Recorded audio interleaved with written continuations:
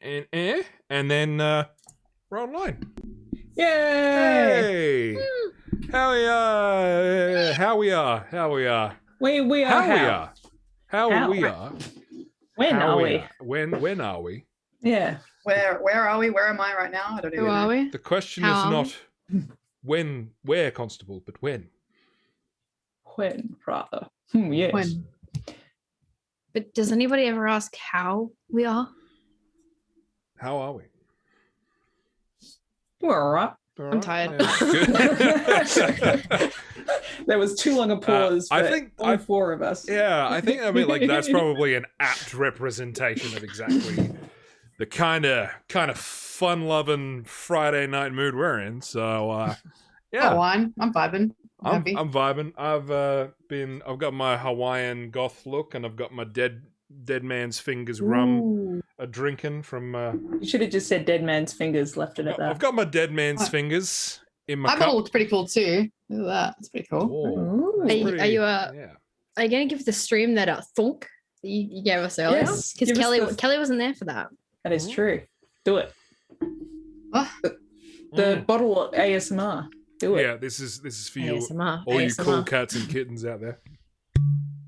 oh, So good. So oh, damn, Nice and deep. Mhm. damn. That's That's pretty a hot. deep thump. Boom. Yeah, that's what we want.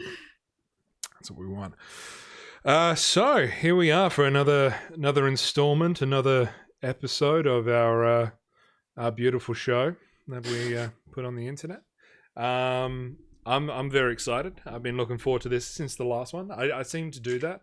I get in this big high, and then I'm just like, man, I really want to play that again. But I'm like, if I play it too soon, it's going to ruin the magic of it. So yeah, I'm glad to be playing again, guys. All right, so I guess we better hop into things. I think I've fixed up some of the audio issues from last time. So we'll see if there is anything. Gunner, our lovely man in the chat, please let us know if there's anything that you notice, because you seem to be the man, so to speak, when it comes to reporting some stuff to us. So, Man, the myth, yeah. the legend. the man, the myth, the legend, indeed. Yes.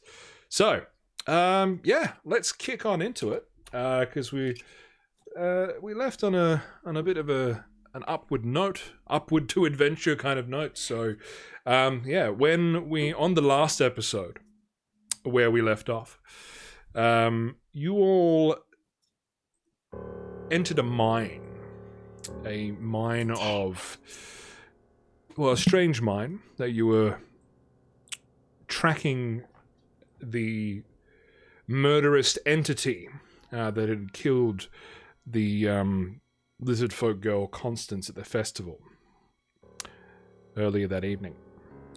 Now, as you tracked through the mines, you came across some very strange, chilly and phasing spiders that caught you all off guard.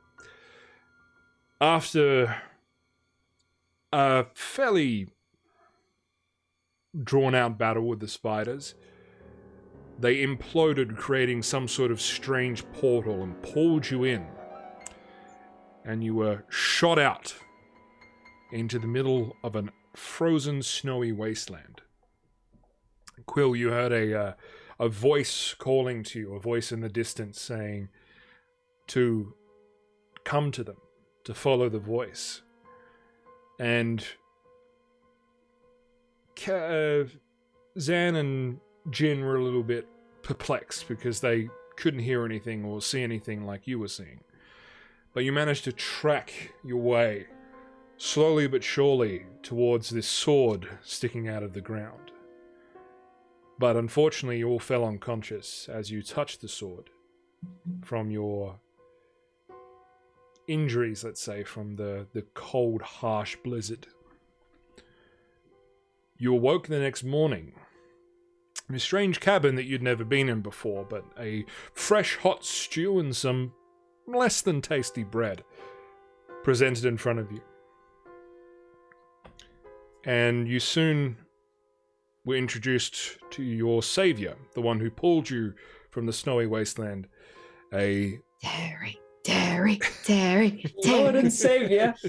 Lord and Savior, a stone golem, a standard humanoid-sized stone golem, who you have all called Terry. His name was originally Stone, so Terry Stone, as he officially is now called. Hell yeah. And provided a bit of context about where you are right now, but still left some more answers, so some more questions than he did provide answers. And as you're all preparing to set out back into the icy, snowy wastes around you, that's where we ended the session.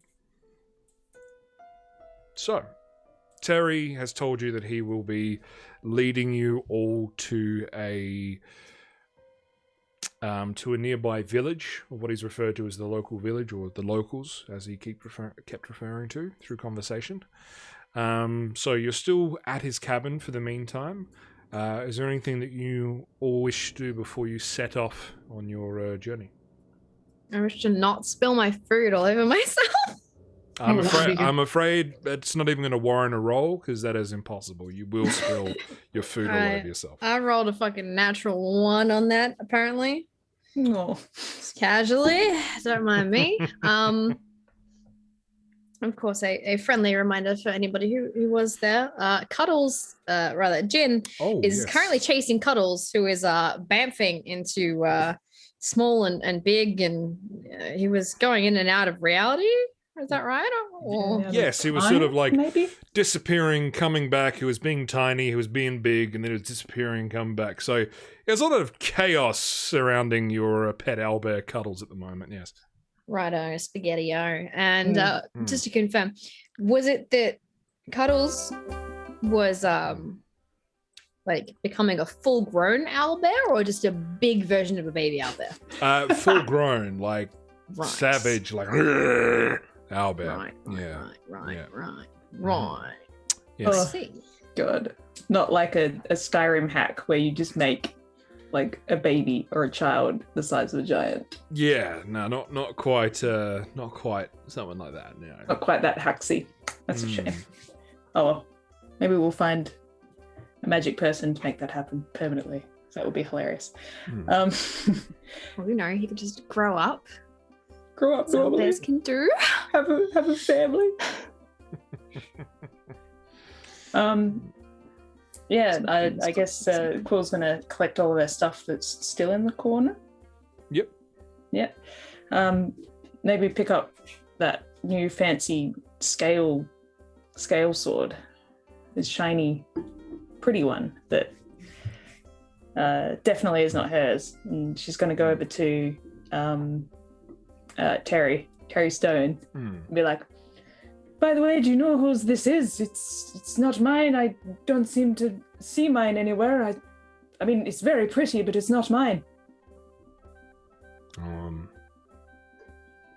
It's not mine.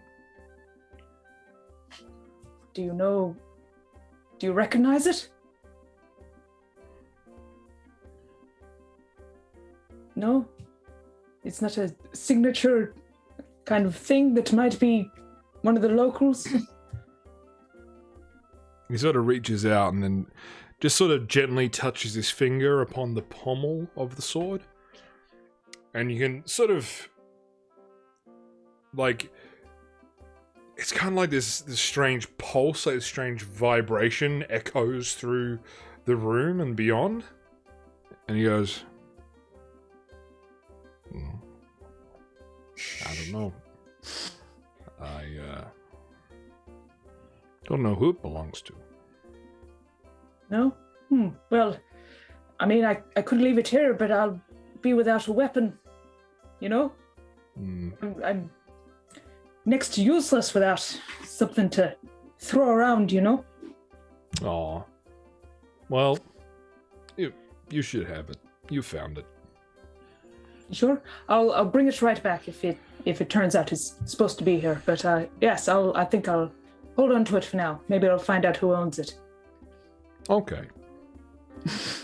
Good. All right. Well, mean, really, there's no time like the present, but should we go see what the others are up to? Chaotically in the background, you just hear random cackles of laughter from Jin as Jin is just going ham with Cuddles and the wolf. Like that has just been a consistent in the background, just Just yelling. The occasional. and some like screaming noise.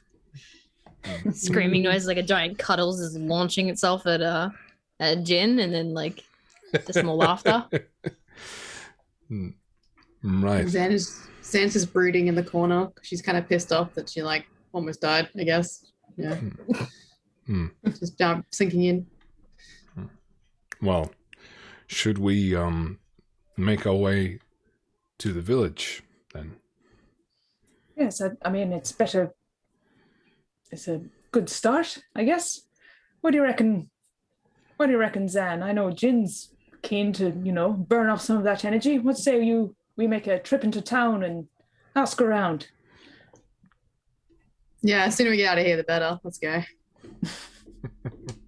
This is a lovely spot. I don't know why you're being such a grump. I fucking hate it here. Oh, God. Non-stop with you. Come on. You hungry? Do you need more stew? Get some stew for the road. Come on, let's go. That stew is shit. I don't like eating that. Fuck. No way. Oh, God. All right, you know what? I mean, it's great. I want more of it, please. There you go. Take one to go, Terry. Let's go. All right. So you all gather up your equipment. Terry puts on the very large like overcoat and scarf that he was wearing before, which is still odd considering he is this. You would assume a golem doesn't need to maintain their own body temperature, but he puts it on anyway. And he throws on a quiver of arrows on his back and a longbow, and then walks up to his hound and then slides on the back of it. Wait, before you do this, you're standing now. Jin is standing now. Hug, real hug. Jin will teach you now. Bring arms out like Jin. Bring arms around Jin very carefully. Little squeeze. Squeeze Jin little bit. Little, ow. Little bit. Thank you. Okay, this is hugging. Oh. Jin is okay with this. Not everybody though, just Jin. And you enjoy hugs? Yes. Hugging is very nice way to say hello to people you like. But don't just do it to random people though. Some people like Zan. Zan is asshole who does not really like. I'll stab you if you hug me. Jin. Okay. Jin has nearly been stabbed. I think sometimes that's all you need, Zan, is a good hug. So only hug when someone welcomes hug. Yes. Okay. You'll learn. There's a vibe sometimes. Anyway, doesn't matter. All right. So you set out, and it's about a half an hour walk up a fairly steep, snowy, blizzardy hill. I'll get everyone just to roll a general constitution check for me as we all walk up the hill together. Ooh, that wasn't trash. 15 plus 1, 16. 16? Lol, 7. He's rolling and stuff. I'm not You're supposed to be the constitution-y one, aren't you? Yeah, but when you roll a pretty shit roll to begin with. Just don't roll shit, forehead. Yeah. Cool. You dipshit. Roll above 10 every single time. Oh God. my god. Jeez. It's not that hard. Got 11. 11? All right. So, Quill and Zan, as you walk through this very harsh blizzard up into town, you will each take 17 points of cold damage. Oh my lord. And what? Jin, you will take 9 points of cold damage. Oh. I agree with Zan now. This place is shit. I need a jacket and a hot drink. Alright. Jin has been sufficiently warmed up by the running, but Jin is kind of tired now. So yeah, you're hiking through this deep. Jim's just attached to Quill or something, like, or to Terry. No, to Terry, like just on his legs. So you're hiking through this deep, snowy terrain and hill before you eventually come up to a bit of gravel underneath your feet after this what seems like much longer than 30-minute walk. And as the sort of the soft squelch of the snow turns into a hard gravel beneath your feet, you realize you're actually now standing on a road leading into what looks like from the outside a fairly reserved town. It's sort of built into the inlet of a mountain, so the blizzard isn't hitting it quite as hard. There's still quite a large build-up against the large wooden walls and fences that are poking out through the rocks of this town built into the side of this mountain. And as you get up to the opening, you can see a single solitary guard standing on a little watchtower. And as you all walk in, he's just sort of like there in his big fluffy hat, big scarf, big coat on, big bow beside him, and just kind of nods to you as you all enter town, and Stone nods back to him. And you pass a sign that says, "Welcome to Bleak Wallow." See if this works. Boop. Whoop. Boop. Bleak Wallow, all one word. Oh, Bleak oh. Wallow, all one word. Oh, oh, I see. Is this the thing? Yeah. It's on the roll 20 if you want to see a bit of a layout of the town. So, yeah, right now, so you guys are entering through the main south entrance down here, if you can see my ping. So you're heading on in through this little road inlet that leads into the center of town. And it's at this point where Stone sort of stops on his wolf and he says to you, "Well, if you ever need anything, you know where to find me." Right. Yes, you're not coming in? No, I seem to scare the locals sometimes. Oh, you're a big softy, you know. If Zan can tolerate you, I'm sure some local townsfolk can. Well, When was the last time? Come in with us. You'll be fine. Come on. Okay. Sort of. Maybe leave the wolf away from the horses or anything that's, that might look tasty to him. So you continue walking through, and then again I'll ping the area. So there's a bit of a stable just next to this large building here, which is the main inn of the town. And you can see that he sort of ties up the horse to one of the pickets, the stable posts up the front. He's like, okay, I'll follow your lead.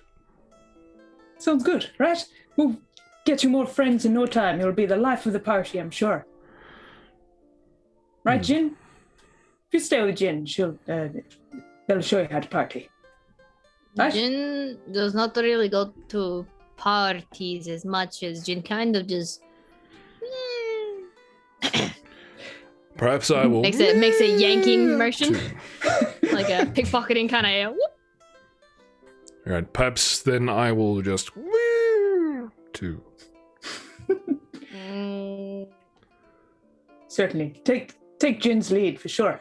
She kind of winks at Terry like this. Zan. Little Dick is Mhm. trying to be good influence on Jin. I just say, fuck it, do whatever you want. Yeah, Yeah. Jin will do this. Yes. Well, Just then, don't touch my pockets. Don't touch me. Oh, here. His hands a whetstone or something that's just been randomly nicked at some point.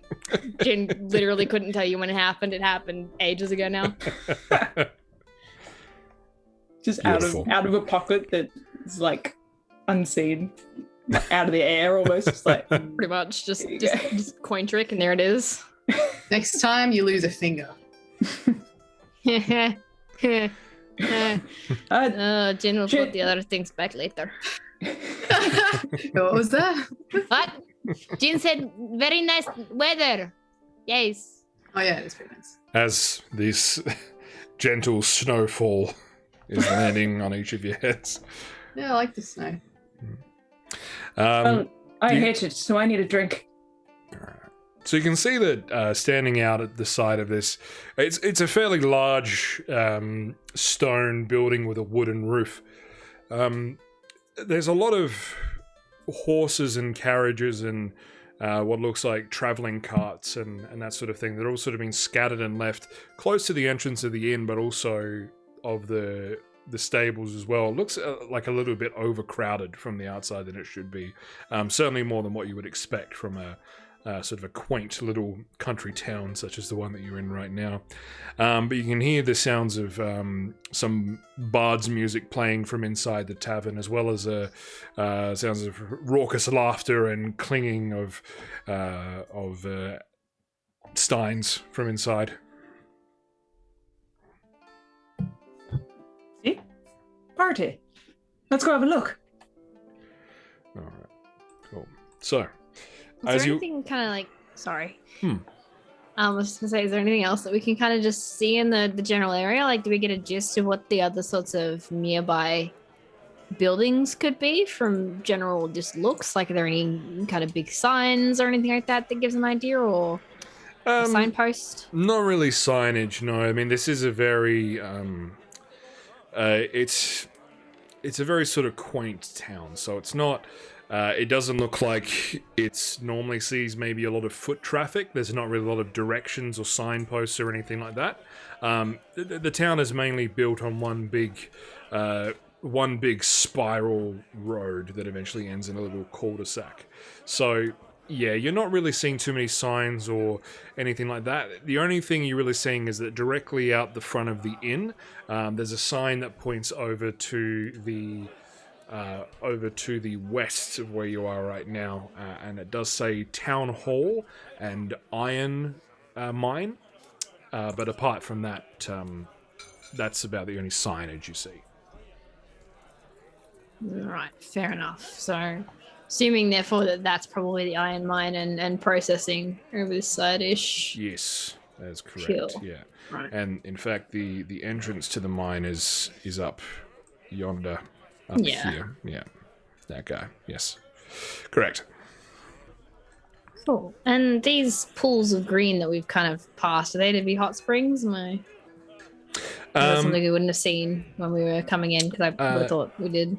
Wouldn't have seen it coming in, but just for your own knowledge, for the map purposes, yes, they are little hot springs. Yeah. Oh. I like the look of those. Nice and Yeah. steamy. You can't see them yet. Shush. Oh, we can't see. Shit. You can I make mean, it like what? you like. I can smell this warmth somewhere around here. I know it. I'm attracted to it. Like a cartoon, just Be very, very quiet. I'm hunting hot springs. It's not wabbit season, it's hot spring season. Mm-hmm. I can smell the sweat from here. Gross. Nice BO. Oh. Yummy. Yummy. Cool. Was there anything else you'd like to discern about the area? There, Jim.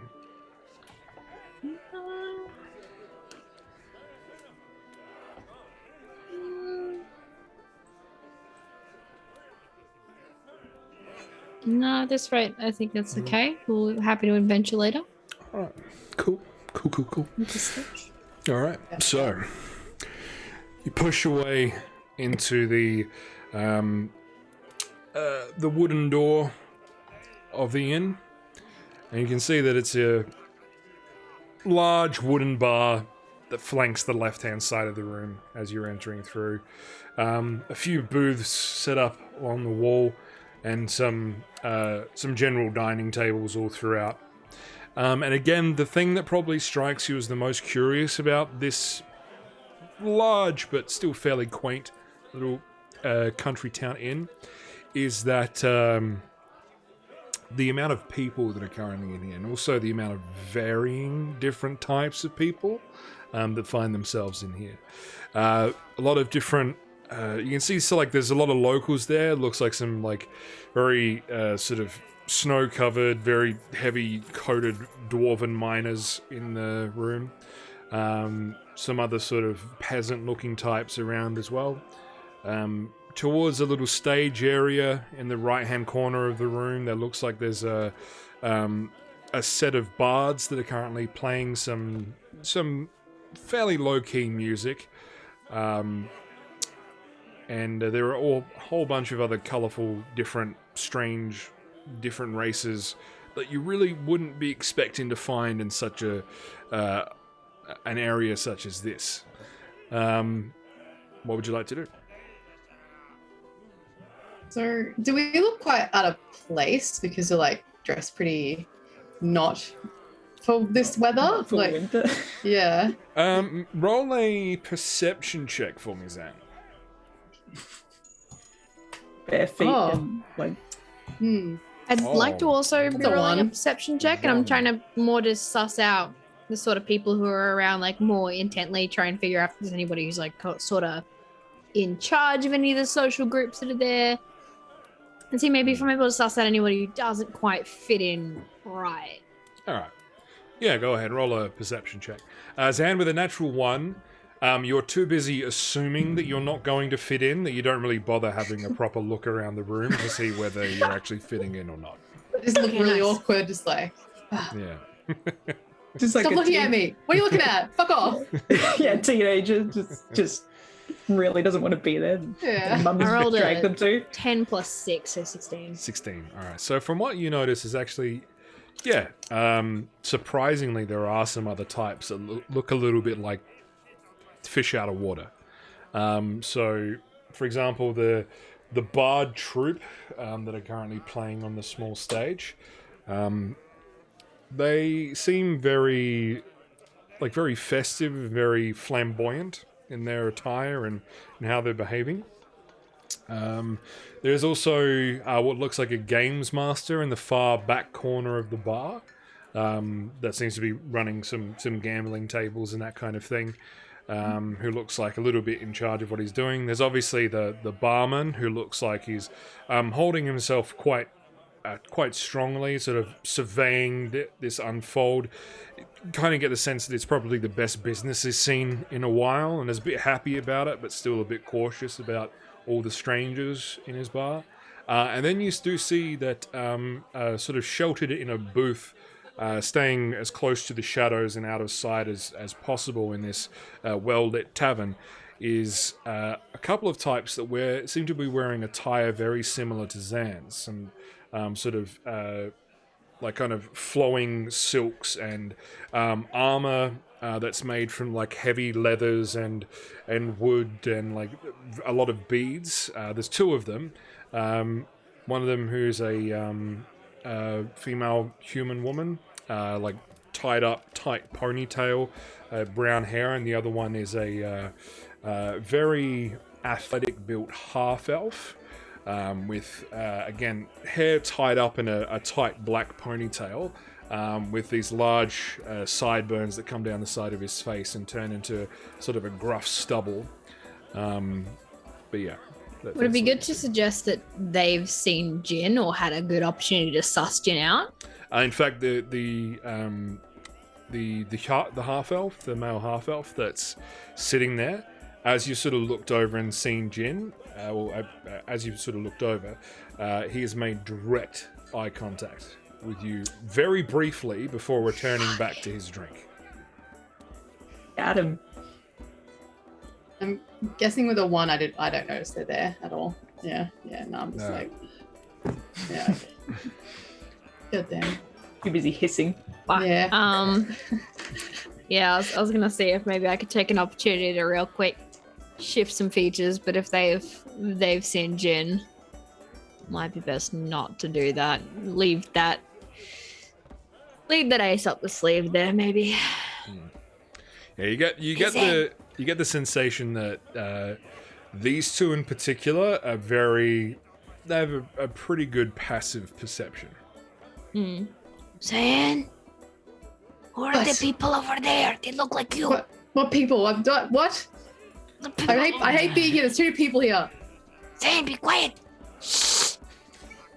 Quildick, tell Zayn to be quiet. This music sounds good, doesn't it? Who's got the heaviest drink? It's freezing out. Terry, if you wish to follow Jin to not these people, Jin would love this. Jin is so done. I don't understand the question. Don't worry. Sweet Terry. I try and pat Terry on the head, and it's just way too tall, so it's more like a chest pat.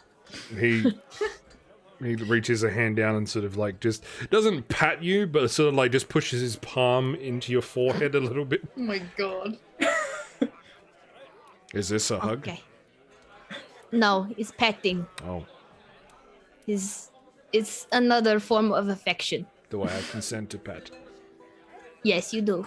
Jin is okay with this. Smushes palm into forehead again.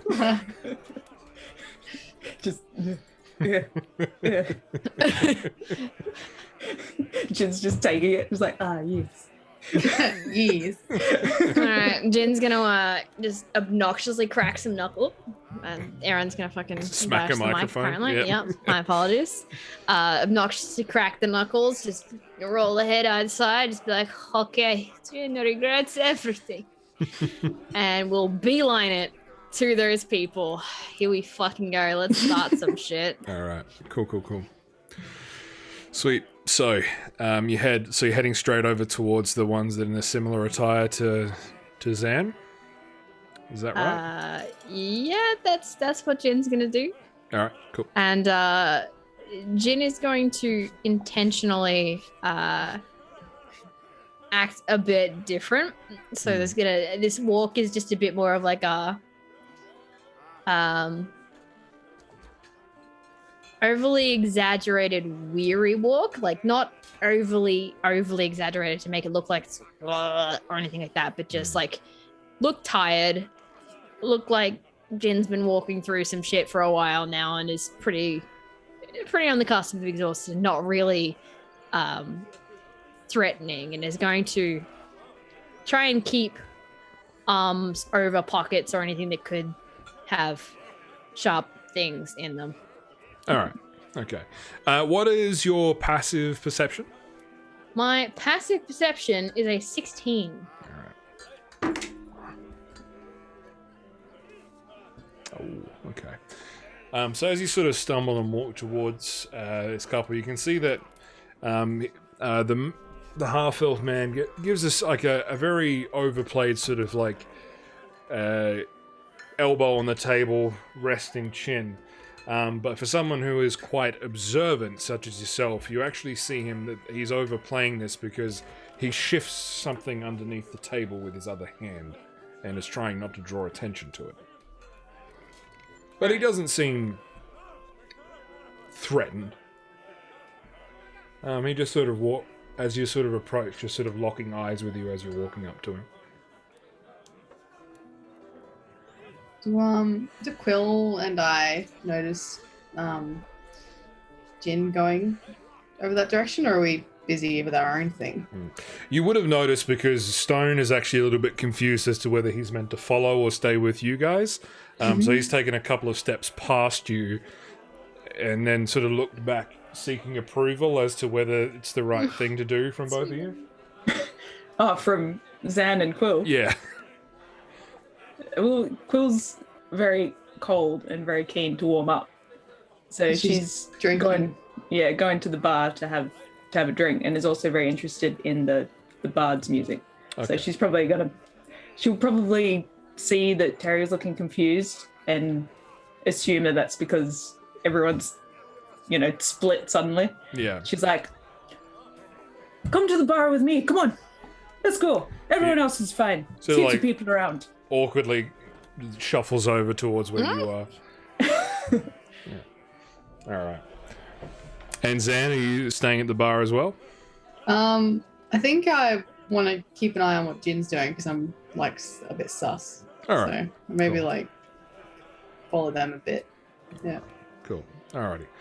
So as you're sort of trying to stay as subtle as possible, keeping an eye on what Jin is doing with these folks that seem to be wearing a similar attire to yourself, Quill, the large man behind the bar, seemed like probably in his early 40s, bald but a thick black mustache, curled a little bit. As he sort of approaches, says, "Ha! Welcome, friends. What can I get for you?" Something big and yeasty and hot. Right. Warm me up. It's freezing. I know exactly what you mean. And he gets this big loaf of bread and slams it on the counter. Big, hot, yeasty. There you go, my friend. I was thinking more a stout. Oh, my apologies. I've been warned against the bread. Don't So know I'm what that just means. off bread. But sure, each to their own. Now, did you want a warmed wine at all, or? If you've got it, I haven't had one in years. He goes over to this sort of like big cauldron, and a ladle, and sort of ladles this what looks like a very sort of chunky mulled wine into the stein glass. Yes. All right, there you go. Beautiful. How much? I'll be 4 silver. All right. Perfect. And this is my friend. We've nicknamed him Terry Stone. He's new in he's not new in town, but he's looking to make friends. Oh, I know, Mr. Stone. How are you doing today? I'm fine, thank you. He's been very kind to us. He helped us out when we were in a pinch. Of course he's been kind. He's a good man. Good rock or whatever you call him. Stone, yes, he's a good stone. A good stone. Yes, he is indeed. Perfect. This bard's good. What's the song called? Oh, I don't know. They're not locals. They're not? They're travelers like us? Yes. Unfortunately, they were passing through when the blizzard started. So, they're here now. They call themselves Harry Holden and the Horns. Well, they're very good. Very good. Yes. Not bad, are they? Might stay and, have a good jam. Do you know, how long have they been playing for? Are they due for a break? Oh, they've been here for a few days, and I think that they're probably about halfway through their afternoon set, so should be having a break soon, I would say, yes. Beautiful, sounds good. Well, I'll sit and I'll listen to them and maybe have a little chat if they're free later, if they're not too swamped with fans. Right, well, the bar is always open if you need another drink. Perfect. Well, I'll if you don't mind, I'll stay here and just vibe out. Meanwhile, and we'll cut over to Jin, who's approaching the two at the booth. Let's do this. I'm just trying to think of how I wanna suss this. How do you want to do this? Because if I had been able to change faces and things like that and change things up, it definitely would have been a different experience. But they're gonna get the Jin experience because why the fuck not? Yeah. Hello, Jin's name is Jin. What is your name, Mr. Jin does not know your name, so cannot call you much. Mr. Dude Mans and Man Dudes and Ponytail. He looks over at his companion says, "More travelers, seems like." Yes. So what's your story? Traveling circus? Jin is Jin, really. Jin got teleported by a spider, and then Jin's owl bear is going. It's very strange. Jin does not really understand. And then Jin met a talking rock. That was pretty cool. And then the talking rock petted Jin. It was crazy. Anyway, how has your day been?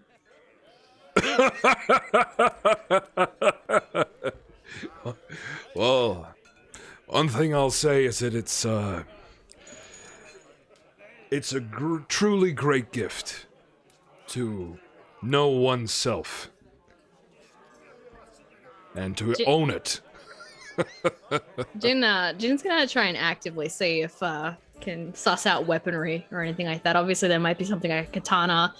Knowing what Jin knows about Zan is primarily what Jin's looking for, and to see if there's anything that might also not match what Zan has. Sure. All right. Roll a perception check. That was an 8 plus 6. That's a 14. My math is correct.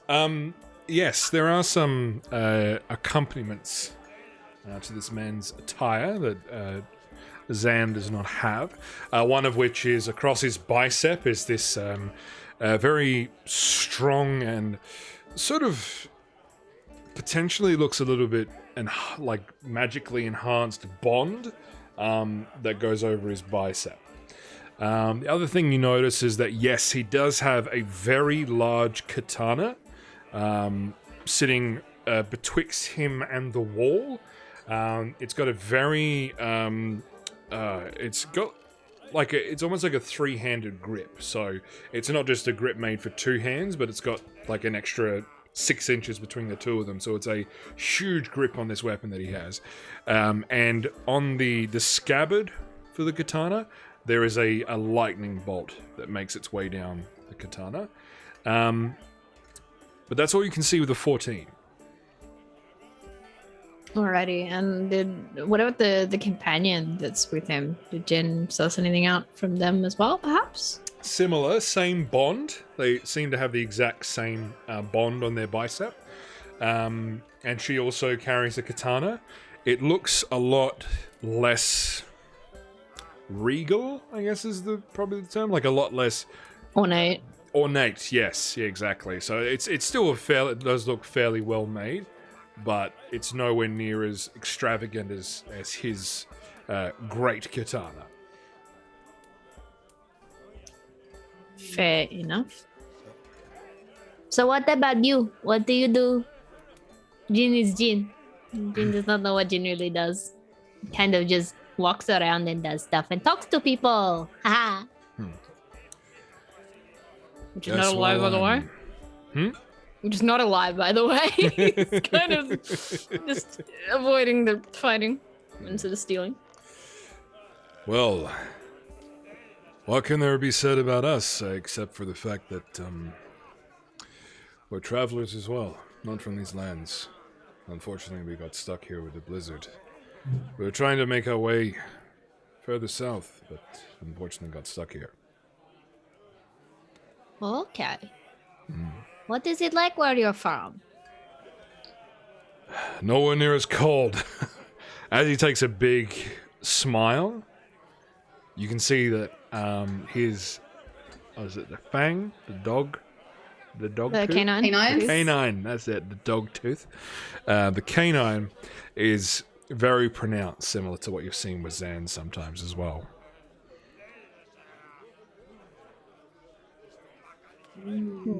That squint from Frankie just. Problem is, Jin does not know the relationship between Zan and these people. Zan, as you were sort of trying to listen and watch this unfold from a distance, I'll get you to roll a perception check. This one's based on You have smell. advantage because it's sound and smell. Yes, and this is actually based on smell, so I was going to say it's advantage anyway. It is based. Why is it based on smell? Why am I smelling them? Don't question it. Don't question, it. just roll the dice. Okay, I'm rolling the dice. This is what your nose knows, my dude. You are breathing through your nose. You are sniffing shit whether you like it or not. Go. Getting up in your brain. 14. Yeah. 14. Beautiful. So a somewhat familiar scent rolls through the air. And it's originating from these two that are sitting down. These are not people you've met before. You don't recognize them from a physical standpoint.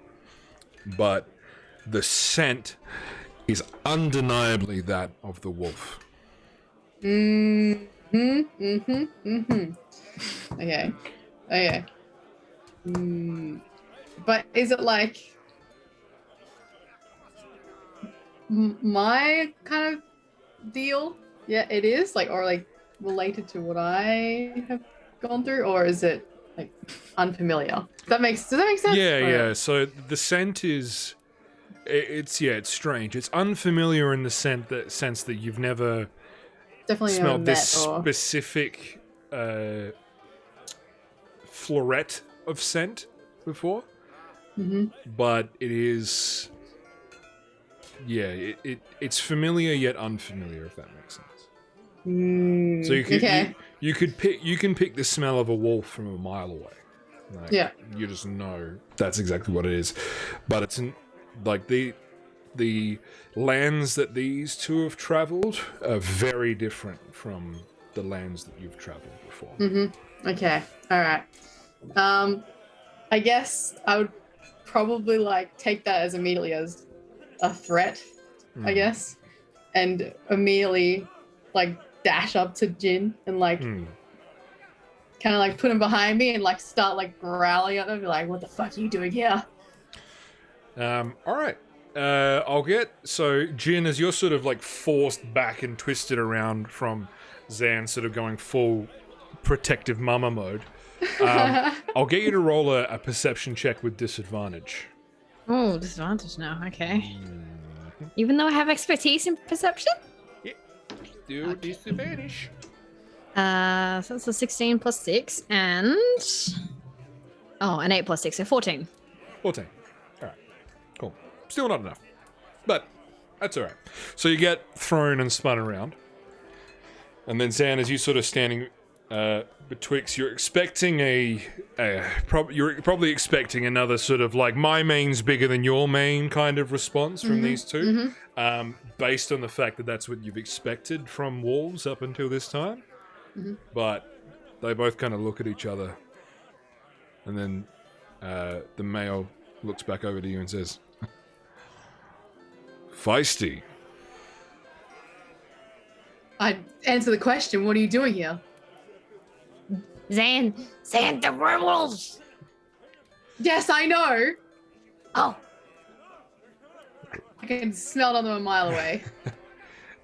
He sort of plants both of his big hands on the table and stands himself up. And you can see that what he had shifted underneath the table all this time was actually a small dagger, which he promptly sheaths into his belt scabbard.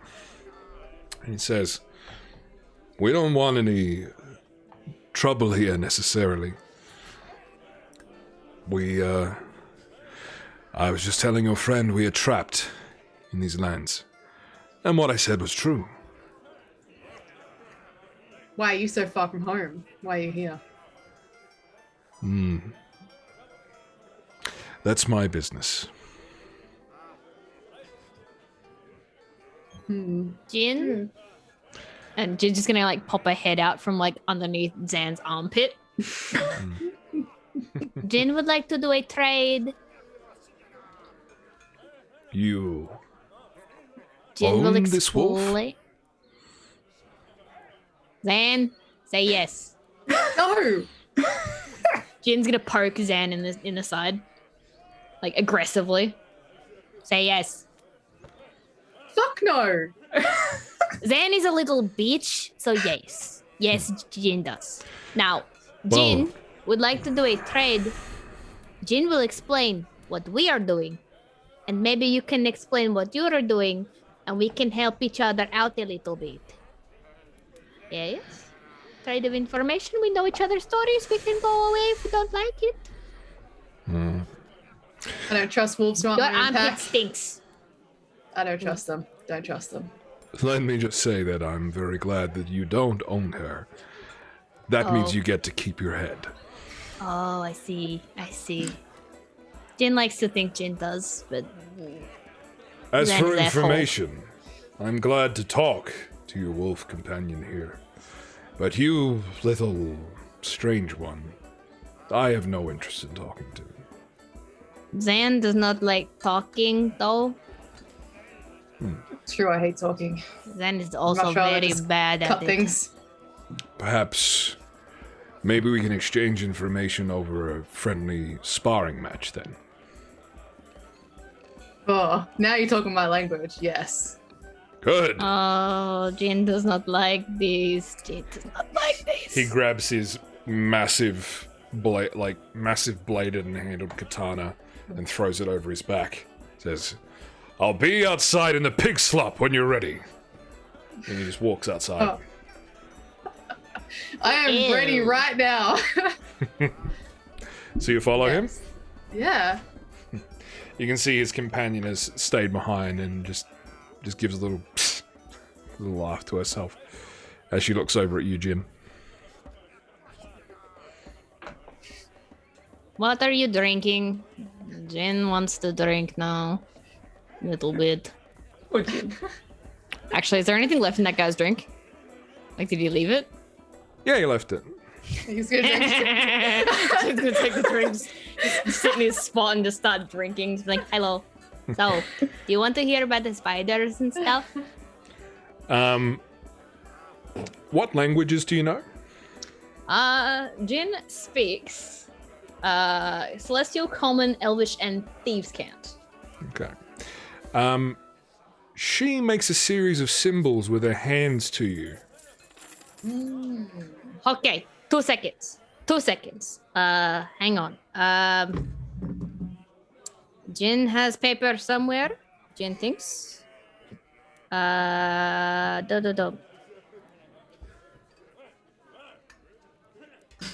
then it's just gonna like kind of nudge the drink towards her and just be like, and then we'll start casting comprehend languages and just be like, hi, hello. All right. Jin is just doing this. Hang on, please wait. Please hold. Okay. All right. Fine, he's Well, busy. Please hold. we'll quickly cut back over to Quill and over to Mr. Terry Stone, who's standing with you as well. As you're seeing a bit of a commotion happen, and Zan has walked outside with a strange-looking half-elf man. It seems like the bards have stopped playing their music for the meantime. And are sort of like just settling down and walking up to the bar and getting some drinks and then heading back over to their spot. What would you like to do? She finishes the last of it stout and she kind of goes, "That was delicious. Oh, you wouldn't fancy to be able to give me a little shopping tip before I meet my new friends over there? Can you give me some advice on where to find some warm clothes?" Oh, you're asking the bartender, sorry, or? Yes, yeah. Well, I normally recommend the general store, but I'm afraid if you're looking for winter clothes, you've picked a damn bad time to go shopping for them. Really? Why? Well, most of the time, coming into winter is when a lot of the clothes get made for the people who need them and for travelers. With it already be several days into winter, I'm afraid you probably won't have much luck. You might be able to get one or a half of some winter clothes, but I wouldn't say you'd be able to get more than that. Oh, marketeers and their in-seasons. I bet they're selling like flip-flops and sun hats now, right? Tiny little crop tops. Silly things. Well, it's never quite the weather for that here in Bleakwalla, I can tell you that much. But, yeah, you could always try. I'm not really involved with that. I don't really know the terminology, but there is an enchanter who's just come into town, is sitting at the table over there. You might be able to speak to him. He might have something of the magical protection for you. Oh, well, I mean, I'm guessing that's probably going to be more expensive than a scarf, but okay, I'll give him a shot. Maybe Sure. he's feeling generous. As the elven fellow over there with the... Well, you'll see him. All right, elven man, perfect. I know what those look like. She, yeah, she'll go over and make a quick. Is that all right? Yeah. She's gonna go over and do that before Rosie forgets. Sure. All right. So as you're sort of looking for this elven man, that he's like pointed in the general direction of, you see sitting at a table close to where the gamblers are.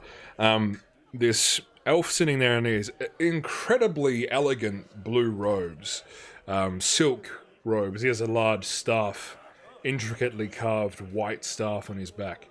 And he has a very odd pink hue to his skin, and sort of like an ashen, very like platinum blondie, top knot, like half up, half down, tied up hair. And he seems to be reading a book as he's sort of sipping at some sort of tea as you walk up to him. Nice. On my way, sorry, can I pat Terry on the back and be like, go sit with the musicians. They're usually a very lively, happy bunch, and they're travelers as well, so they will know who you are. You can make, go practice, asking for a hug. See how that goes. I'll be there in a minute. I'm just doing some shopping. Okay. He sort of walks over to the musicians and just kind of like looks around awkwardly before sitting down on the floor, cross-legged. Oh, Kind of gives you're doing great. Oh, what a precious bean. oh, love him. All right. Something happens to him, I will actually just scream. Shatters into dust. Ah! Turns into Red Dragon, eats you.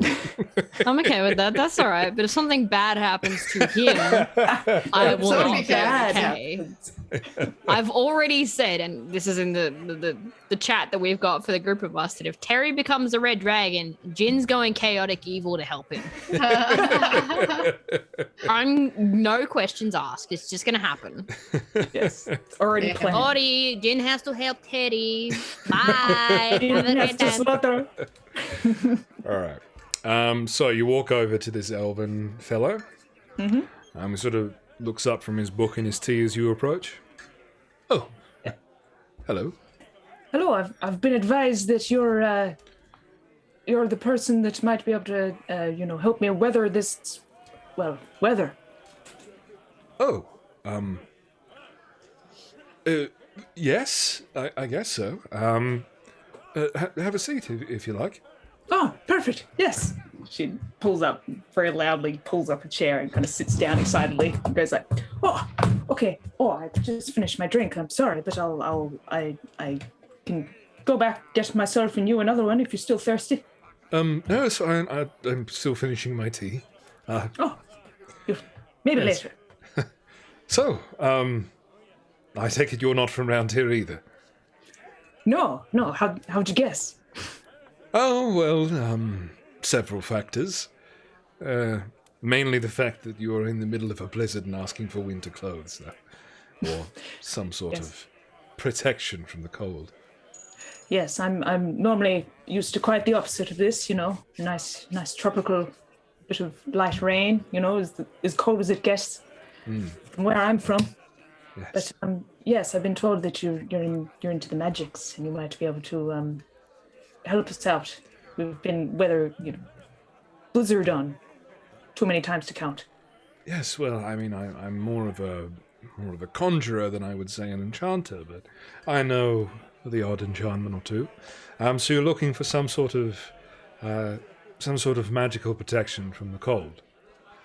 Yes, ideally, if you could be so kind as to point us in some sort of warm direction. It's a fairly simple enchantment, which is the good news. Actually, I've got them on my got them on my feet right now. My boots of winter, as I call them. Yes, not a problem at all. So for the cost of those, it'll take me a couple of days, but you're probably looking at about... how many pairs did you want, for starters? Well, I've got three companions, so I guess 3 pairs. 3 pairs? Sure. Well, that would be... No, it is 3. Sorry, I just had a brain because I need some, and then I've got one companion and another one. So I need 3? Did I say? Anyway, I need 3. If you had 3 companions, so I was like, You're are you for? Go home. I meant 3 people. Right. Well, simply it'd be 3 pairs would be 390 gold. Right. Mm-hmm. Oh, the cheapskate just like, woo. 130 a pair. A pair. Right. See, I knew that a scarf would be cheaper, but they've got too many crop tops here. You know what a crop top is? It's a stupid piece of clothing. Can't say that where I'm from the crop top is a fashion. Pretty much a shirt, but it's about 6 sizes too small for you. Well, that does sound rather cold. Shirts get in the way when you're fighting. Shut up, Zen! Trying to remember if Jen wears a crop top according to the art that Cal originally made ages ago. Can't remember. Jen's got like a vest. I think it's like a skin tight onesie. See my vest, see my vest. Made from real gorilla chest, probably.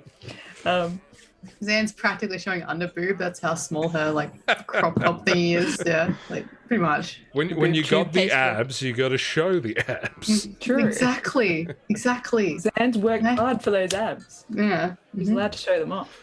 Well, if you're a bit short on coin and looking to make some, I did hear those miners over there grumbling about, I don't know, something about some sort of trouble they were having down in the mine.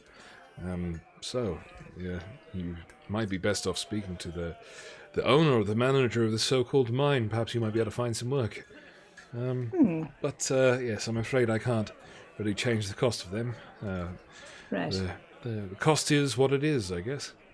Well, what about, do you deal in favors? What if I do a job for you, you make me the boots? Yes, but I'm afraid I don't really have any work to give. No favors? You don't have any, anything you want that I can find and trade you? There's plenty of things I want. For starters, I would really love to get out of this town, but I'm stuck just as you are. All right, I'll do it. I'll do what you ask. I'll go talk to the miners, but can we put priority on the boots? Because you said it's going to take a couple of days anyway. Right. I'm sure these, mining isn't exactly a 1-hour job. That's true. So, yes, how about I'll get started on the boots, because I know that at least if you don't buy them, then one of these other lovely, wealthy-looking travelers definitely will. True, yes. Well, glad we understand each other. All right, well, I'll go and talk to the miners. You can get our boots sorted. Oh, where do I find... Do you have a shop or something? No, as I said, I'm from out of town. Oh, so that's right. I'll be here. I'll set up my enchanting gear on one of these tables. I'm sure Frederick won't mind. Is that the barman? Oh, Yes, I'm rude. I didn't ask his name. The owner of the bar, Frederick. Yes. Frederick. All right. I'll go apologize to Frederick for being, rather upfront. Oh, one more question before I leave. Go talk to my new friends. I'm just going to get the sword out and just go on the table. She's like, is this yours? Roll an insight check. Okay. Oh, God. Oh, God.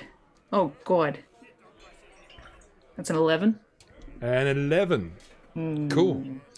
It looks fancy, doesn't it? Not yours? I think someone's lost it. It's not mine either. No, I'm borrowing it for now. where did you find such an artifact? In a cabin. In a cabin. Yeah. Not odd place to keep an artifact such as this, I would say. All the same, no, can't help you, I'm afraid. No, nothing. Okay, all right. Well, I'll go. I guess I'll just keep looking. She takes it out, puts it back in the sheath. Kind of gets up and's like, right, well, I'll be back for the boots. Nice doing business. Yes. Good luck with the miners, and I'll be here when you need me. Perfect. Sounds good. I'm just going to go check on Terry, but you can... Cool. do Cut that over to Zan. Meanwhile, so, you walk past a door that says bathhouse as this athletic, a bit stout-looking half-elf pushes open these big back doors out into the yard of the inn. Mm-hmm.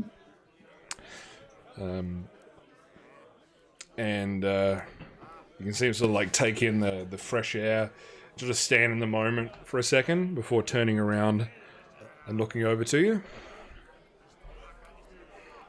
So, a fight it is then. I mean, that's the language that I like to speak, so... All right.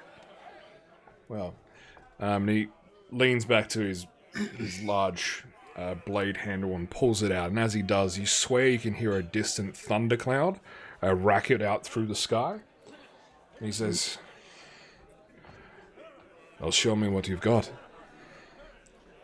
I mean, that sort of's got to be compensating for something, I'm just saying. We'll see. Roll initiative. Okay. Oh. Not rolling good today. Right, Oh. win! 11. 11. Mhm. It's still less than what he got. Oh, wow.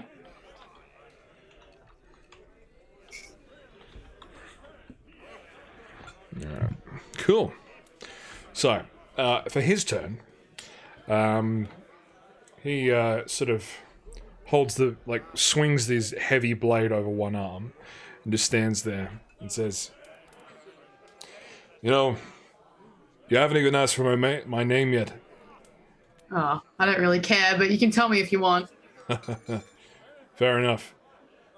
And he's readying his action. It's your turn. Oh, okay. So, are we doing this fist to fist, or do you want to go tooth and claw? Whatever you like. How many people are around? Is everyone are we out in the middle of a blizzard? Well, it's just this gentle snowfall. It's more of sort of like the snow in this kind of yard is more of an annoyance than it is really like a heavy, freezing snow. You can see it's quite like a moistened pig slop of the ground. You can see that there is a couple of pigs out here in the yard. There's a yard hand that's kind of sweeping some hay over to the side and kind of looking at the two of you. Oh, this poor guy. I just wonder how freaked out they're gonna be if they start two werewolves to start fighting. I mean, Zan probably doesn't give a shit, so I probably would just do it anyway. All right. Okay, so I can never remember this. Am I allowed to use my bonus action first? Yes, you are. Okay.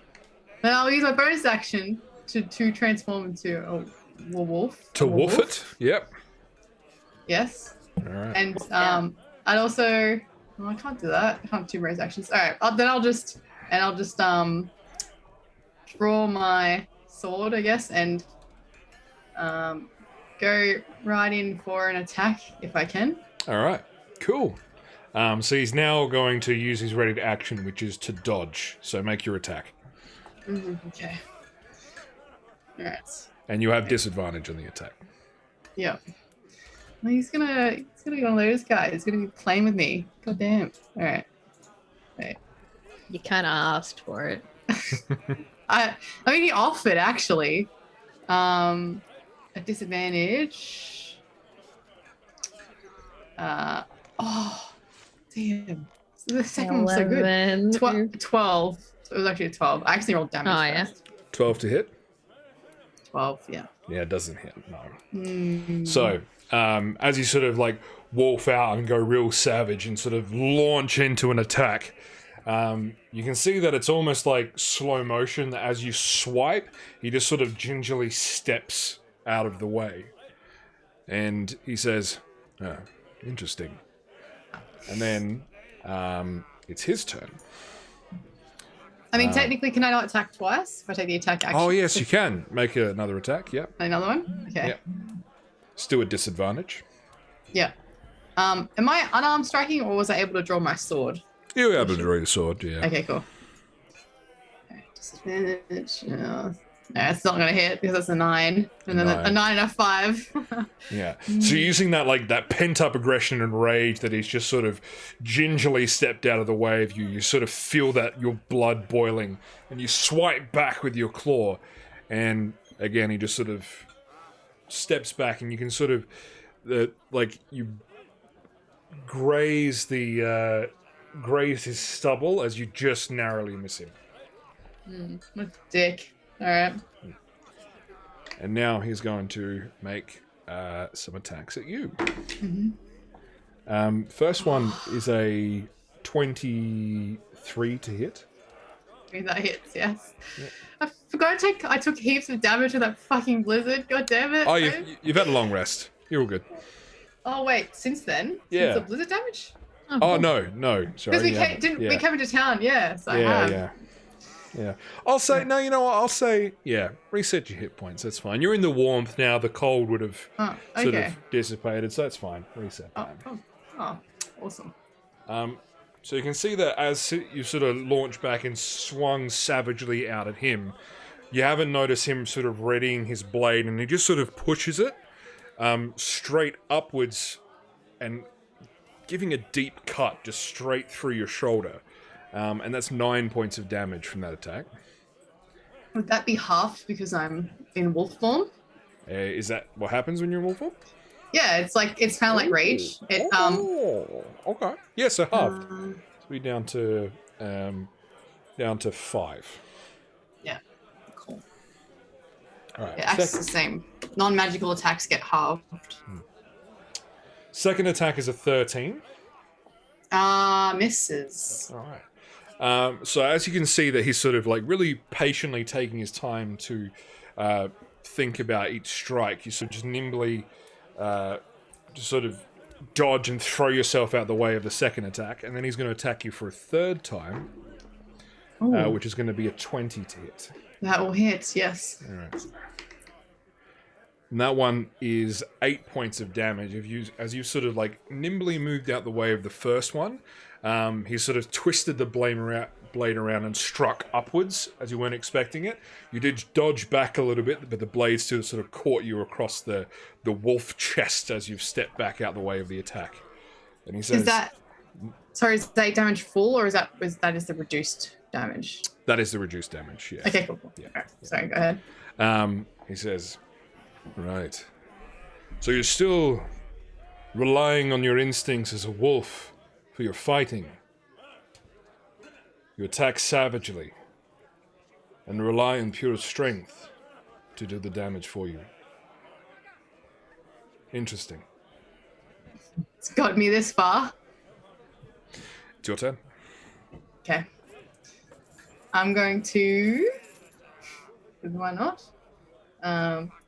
Use my bonus action to, like, swipe my sword across probably my arm or something and get a bit of my blood on it. And use the Crimson Rite on it to get it all icy. Mm-hmm.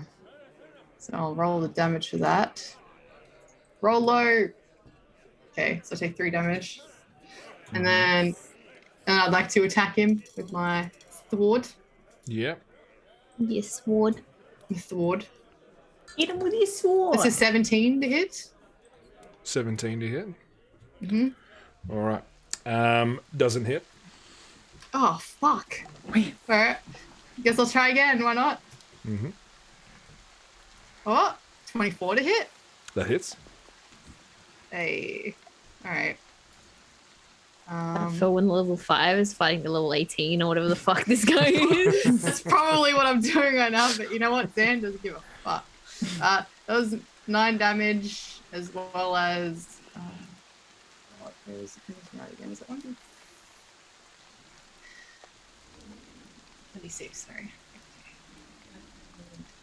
So 9 damage and then an extra 5 cold damage as well. On top of that. So. 9 with an extra 5 cold. Mm-hmm. All right. Okay. I'm definitely very pissed off at this point because he's trying to belittle me. I don't appreciate it. He's lecturing you. Yeah, he is. Wagging He's his better finger. than me. Cool. And he's not even walked out, is he? He's just like, haha, No. what a dick. Yeah. All right. Cool. So, next is his turn. Provided that you're done with your turn there now. Yeah, I'm done. And as he's taken the hit, he's actually used that as an opportunity to identify a weakness within you. And he's going to sort of generally push his blade as if he's pushing the blunt end of the blade just directly into you to get your savage nature off him. So that is a 19 to hit. Mm-hmm. That hits. Yeah.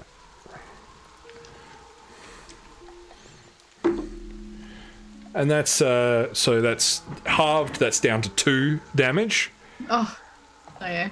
And he says, Damage. "The thing He's just about playing with me. And as he pushes you back, he sort of creates a bit of an opening, and he says, "The thing about being patient and understanding the balance between savagery and patience. Once you can understand that, that is true power." That's a 24 to hit. Yeah, that hits. As he swings around the blade, you hear that rolling thunder you heard before get closer and closer and closer as he grabs the hand with grabs the blade with 2 hands and strikes down on you for a 24 to hit.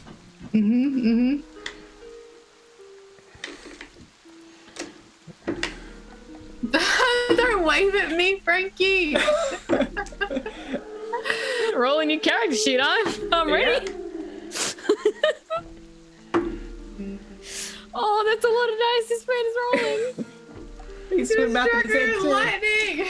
That's his math face. Fucking lightning sword bullshit. Oh my god. And as he strikes down with a sword as well, this bolt of lightning thunders down from the sky, landing directly on you, as if it was smiting you.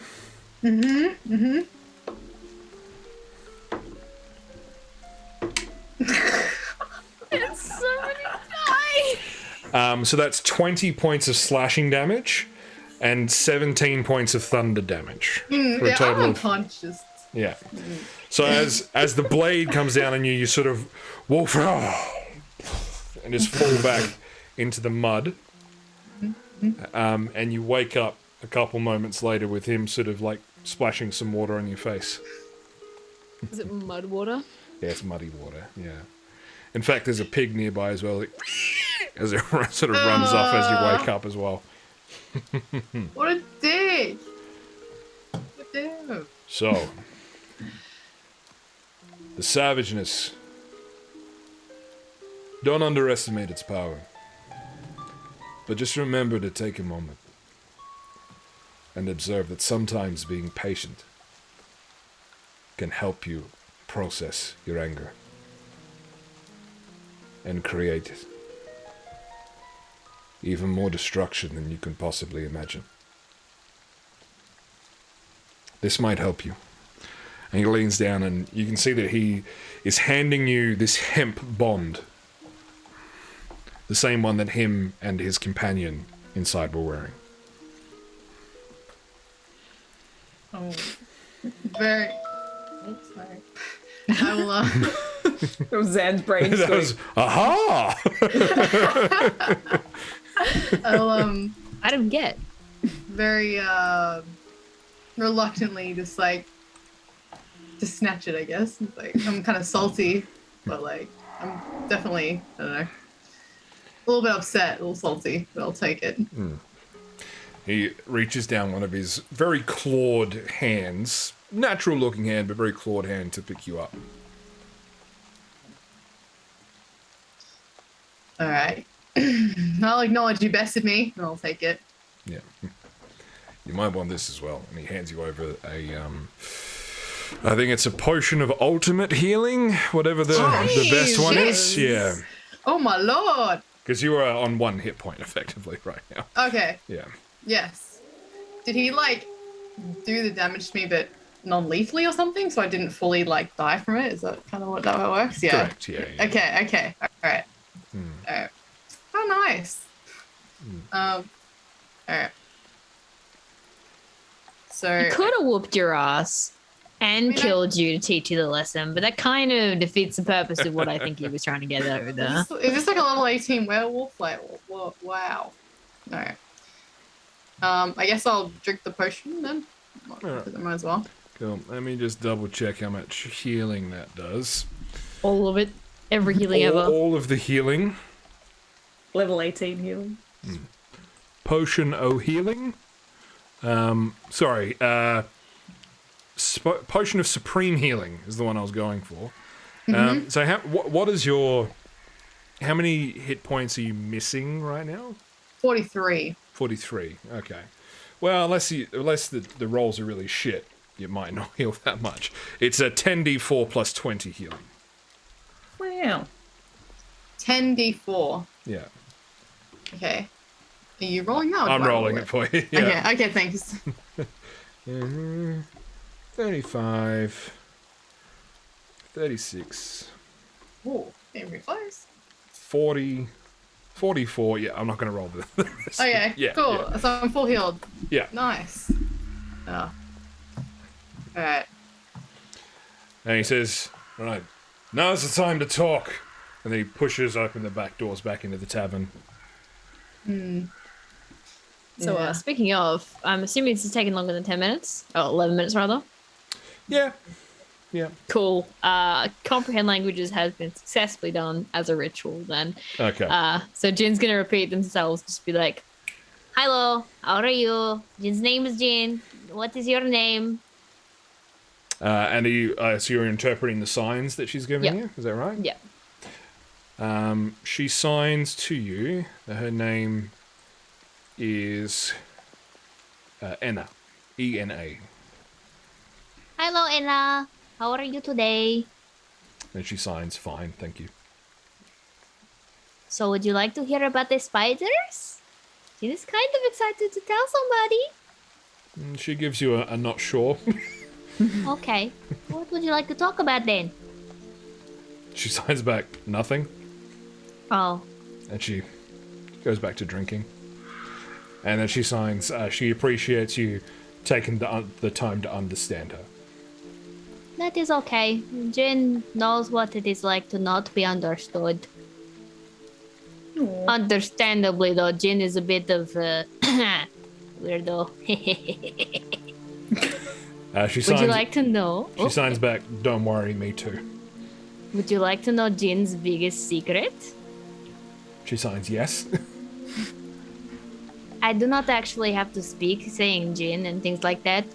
I just have a strange accent. And I found that people thought that I'd be even weirder and got more attention if I called myself Jin all the time. It is very tiresome. Sometimes speaking in the third person is just, Jin cannot keep it up. And then sometimes I cannot remember to say I. Jin just wants attention sometimes. She looks and quite... to stand out. She looks quite jovial and sort of nods as you're talking as well. Yeah. All right.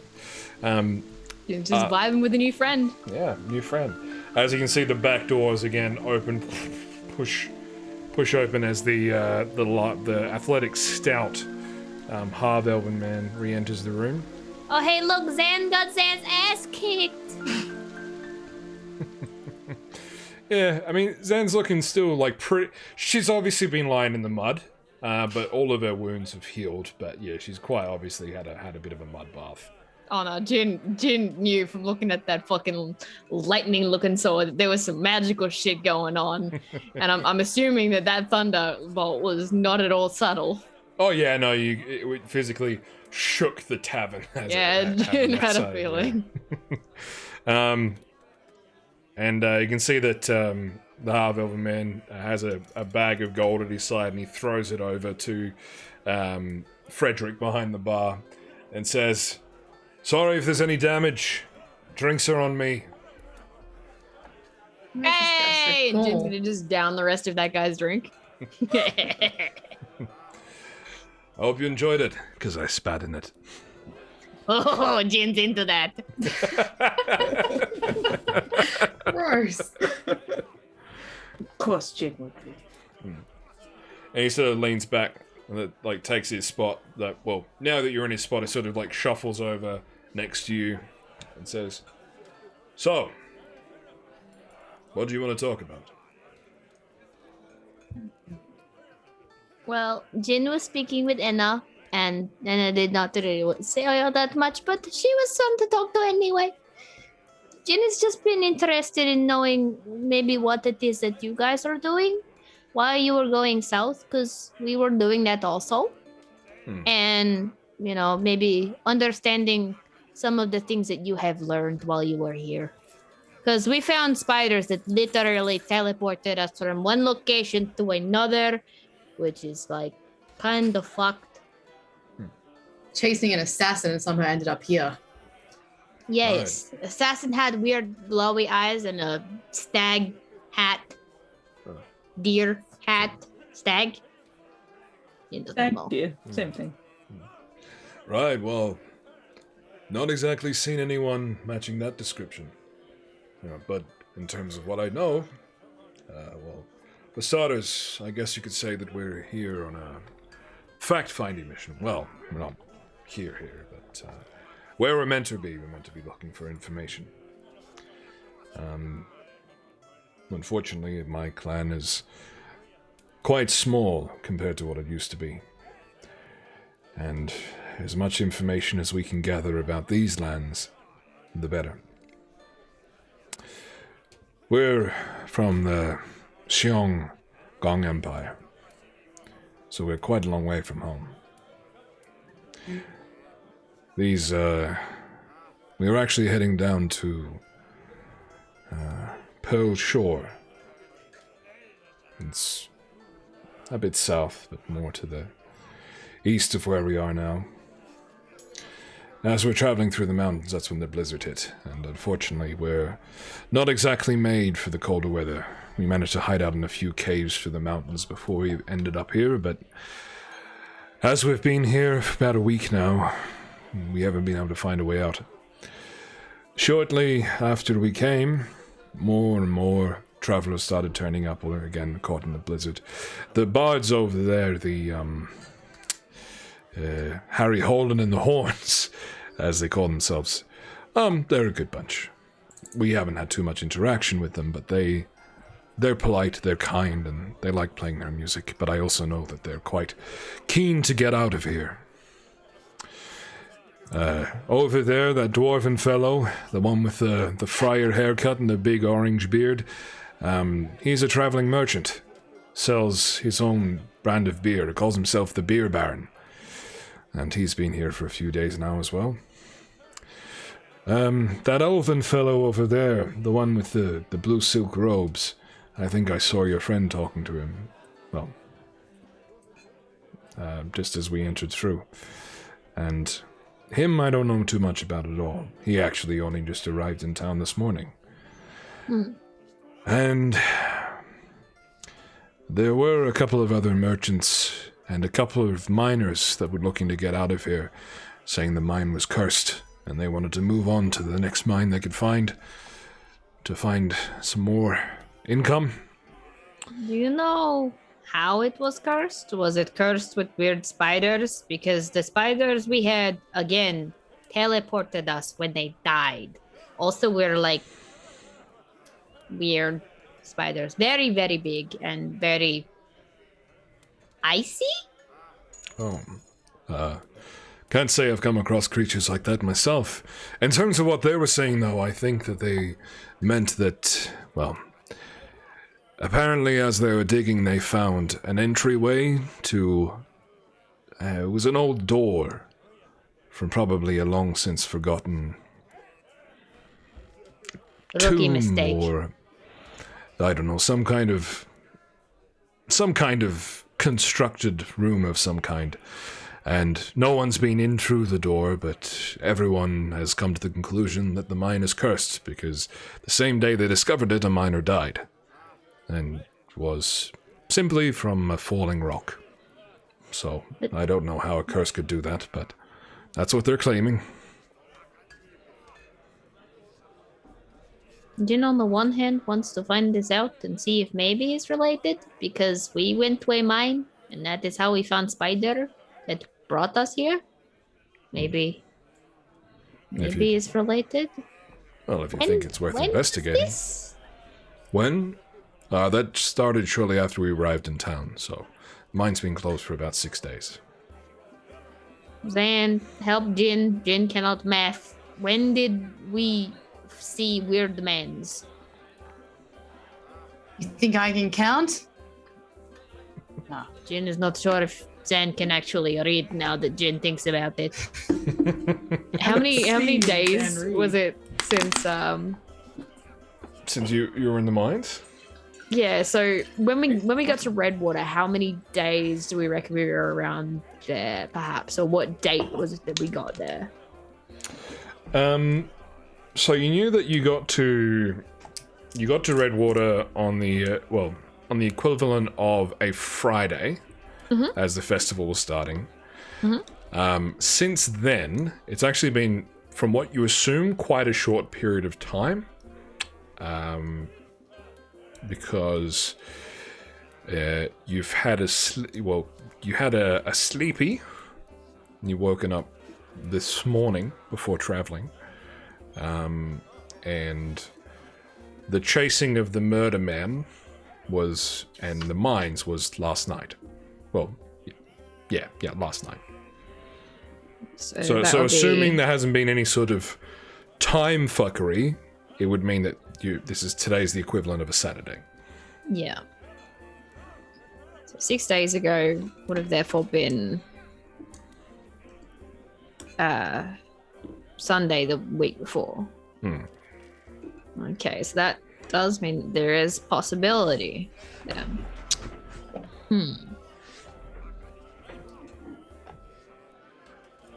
Zan, Jin is regretting this, but Jin wants to find out if maybe these mines are somehow connected, because if these mines came from one mine and went to another mine, like some weird mine-ophile people, I mean, what if the spiders came from this place too?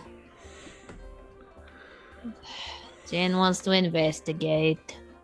Jin doesn't want to, but Jin will. I mean, if there's people there for me to fight, I'm down. There are cursed people for Zan to fight. Fey Fiend or undead? If he's cursed, it's probably undead. Maybe ghost. Does ghost count as undead for you? Yeah. Okay. Yes. And if there is not, Jin will find a way to bring somebody back so you can. Sound good? Okay. Yeah. Okay. That sounds good. That sounds perfect. Okay. Right. Quill, I would have said that being in the same room, you sort of overheard this conversation as well, so you have this knowledge. And where were you going? Were you going over to be with the bards and with Terry, or? Terry is sitting on the floor with his little... Can't hear you, Rosie. Yeah, I'll say that she's Quill's sitting on the kind of outskirts, like maybe talking to just one of the immediate sort of bards and trying to let Terry take most of the attention, try to like coax him into making his some townsfolk friends. You can see that the bards are like quite interested in him sort of getting involved, and they're quite friendly and quite jovial, and they give him a tambourine to play, and you can see he's not quite playing it in time, but he is sort of like moving it from side to side as the rest of the band are playing started playing again. Yeah. She's kind of like trying to clap in time with the beat to get him to. She's like, sorry, he's a bit of a shut-in, and I'm trying to, introduce him to more people, to be a little bit more independent. He seems a bit lonely. I'm trying to help him out. The main bard, who you can only assume is Harry Holden of Harry Holden and the Horns, he's definitely wearing a fedora. God. Little goatee. Perfectly shaven. Little goatee, like slick back, medium length hair, and like a big white. Is it black ruffled hair as well? So it looks a little bit like kind of that grease. Like, is it greasy, slicked back? Like too much? It definitely is. Yeah. As in like he's gone out to the kitchen's got the lard and just. Absolutely went to town, like dunked his head in it. Yeah, that's the kind of vibe. All right, yeah. So he's, he says, "Nah, man, it's cool. He seems fun." He's a little bit deaf. Still hasn't went. You need to wear earplugs. Apparently, that stops the tinnitus, whatever it's called. I need to wear bear clogs. Yeah, clogs on your head. All right, man, whatever you say. Trust me, it'll stop you yelling in your sleep. Or maybe that was chamomile tea. I get those confused. Anyway. Tinnitus and chamomile tea. All right, well, Both good for you. No, maybe I'll try both just in case. try them both. Don't pour tea in your ears, especially if it's straight out of the kettle. All right, cool. Alrighty. Yeah, So- we don't have to roleplay this out, but she's pretty much, maybe she's got that, just ask the bards about everyone else in town, so maybe that's how she got all that same information. Yeah, Unless sure. the bards don't know. Yeah. Bit of new information you do get from the bards is that they're actually planning to try and leave town. They said that a couple of the other traveling merchants who are up in their room at the moment have quite a large caravan and some enchanted rocks or some enchanted gems that they can use for heating. So they're actually planning as trying to navigate the cold winds by traveling as a group and staying close to these merchants. So they said that they're trying to get as many people together and they're planning to leave town in a couple of days.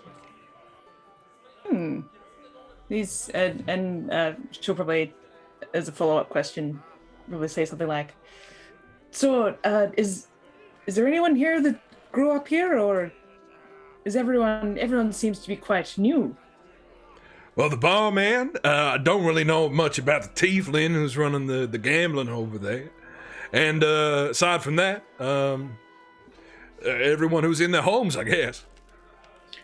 Oh, so there are, oh, well, I guess, I mean, that's a little bit strange. I was a pretty frequent person in my local bar, but, oh, well, all right, maybe if we want to know more about, the history of the place, we'll go speak to them. Yeah. Head to the town hall. I'm sure they'll get stuff there. Even the chapel. Go to the chapel if you want, man. Oh, chapel. Yeah, I'll find out some more stuff there. Yeah, I'll add that to my tourism notebook. She's got All a right, little radical. journal out. Some drawings and stuff. Yeah. It's a good song. You'll have to teach it to me. Teach me the lyrics. I'll spread the good word of your sweet tunes, your sick beats, as the kids say. Right on, man. That'd be great. Yeah. Here, write the lyrics down. I'll practice. All right. Hands him in and go. he starts writing down the lyrics. Cool. Cut back over to the other table. So, with Jin and Zan and the other two wolves, and the half elf says, "Right. Well, seems like you got your work cut out for you then.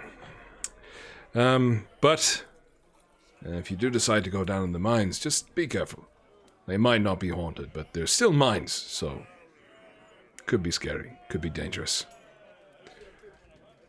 Oh, and I never introduced myself. My name is Mitsuguri." Scary. Yeah, I'm gonna forget that for sure. I'm Zen. Nice to meet you.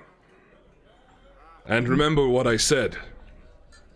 Savagery has its place in battle, but so does patience. Yeah.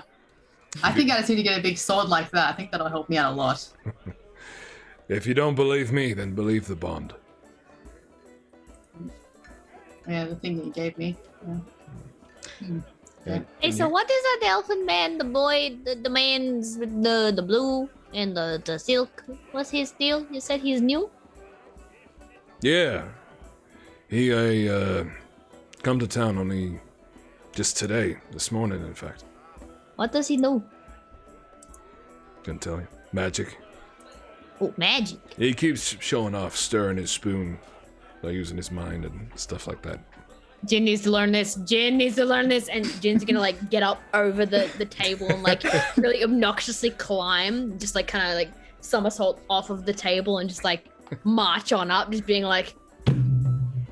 Anyway, he's wonderful. All right. Hello, Jin's name is Jin. Do you know the magics? He's sitting there like halfway through stirring his cup of tea with what you can identify as mage hand. Zen, you can also refresh your character sheet if you like as well. Okay, cool. And he's like, hello. What kind of magics can you do, Magic Man? All sorts of things, I guess. Yes, like mage hand. Yes, in fact, yes. I find it stimulates the mind a little bit more when you practice your magic in everyday situations. Jin particularly likes throwing daggers with mage hand. I see. Right. Well, there are plenty of spells that use blades and knives and other things. Jin does not know them. Jin would like to. You don't know them? Jin does not know them. No. Oh, right. Well, Jin would like to learn them. I do know several spells, but unless you're an accomplished wizard, I don't think you'll be able to cast them, little one. Jin can do some things, like the weird like spells that can be done as like rituals and things, sort of. Ritual caster. Right. You focus on the spells that take a bit of time, then. Yes, Jin would like to learn more, but Jin is kind of like sort of had a couple pages out of a journal, and that is how Jin learned magic. Also, one time Jin just made lights and stuff. Yeah, Jin does not exactly know how. Don't ask how Jin became magic. Okay, I won't. Okay, so Jin had this magic tablet, and Jin accidentally grabbed it with bare hands, and it kind of like broke and got weird. And then Jin was like, "Oh, Jin has actually had magic, but now Jin has no choice in the magic." So that is how it happened. Right. What did you ask? Didn't. But I can see it's a very traumatic experience you've had. It wasn't. Perhaps, look, I do have a little something here. Here, how about you take this, and it might help you understand magic a little bit more. Hands over a spell scroll. Ooh. Ooh. Think of it as a gift from one learned wizard to another smaller, funnier wizard. Jin is a little bit funny, yes. Should have been comedian, maybe another life. Do you perhaps know how Jin could maybe learn more magic? Or could maybe also learn about what happened to Jin's cuddles? Is Owlbear. You have a cuddles called Owlbear. No, and a woolly bear called Cuddles. Oh, I see. Right. Yes, I can have a look. Where is this Cuddles? Come with me. All right. Sort of sips down the rest of his tea.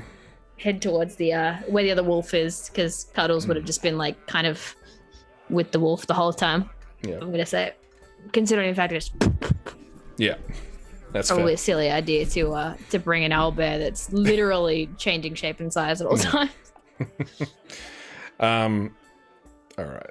That's a fair idea, a fair point. So you walk outside, and the elven man follows you. He says, "Well, that is quite random, isn't it?" Yes. It kind of happened. This is going to sound extremely strange. Please just listen.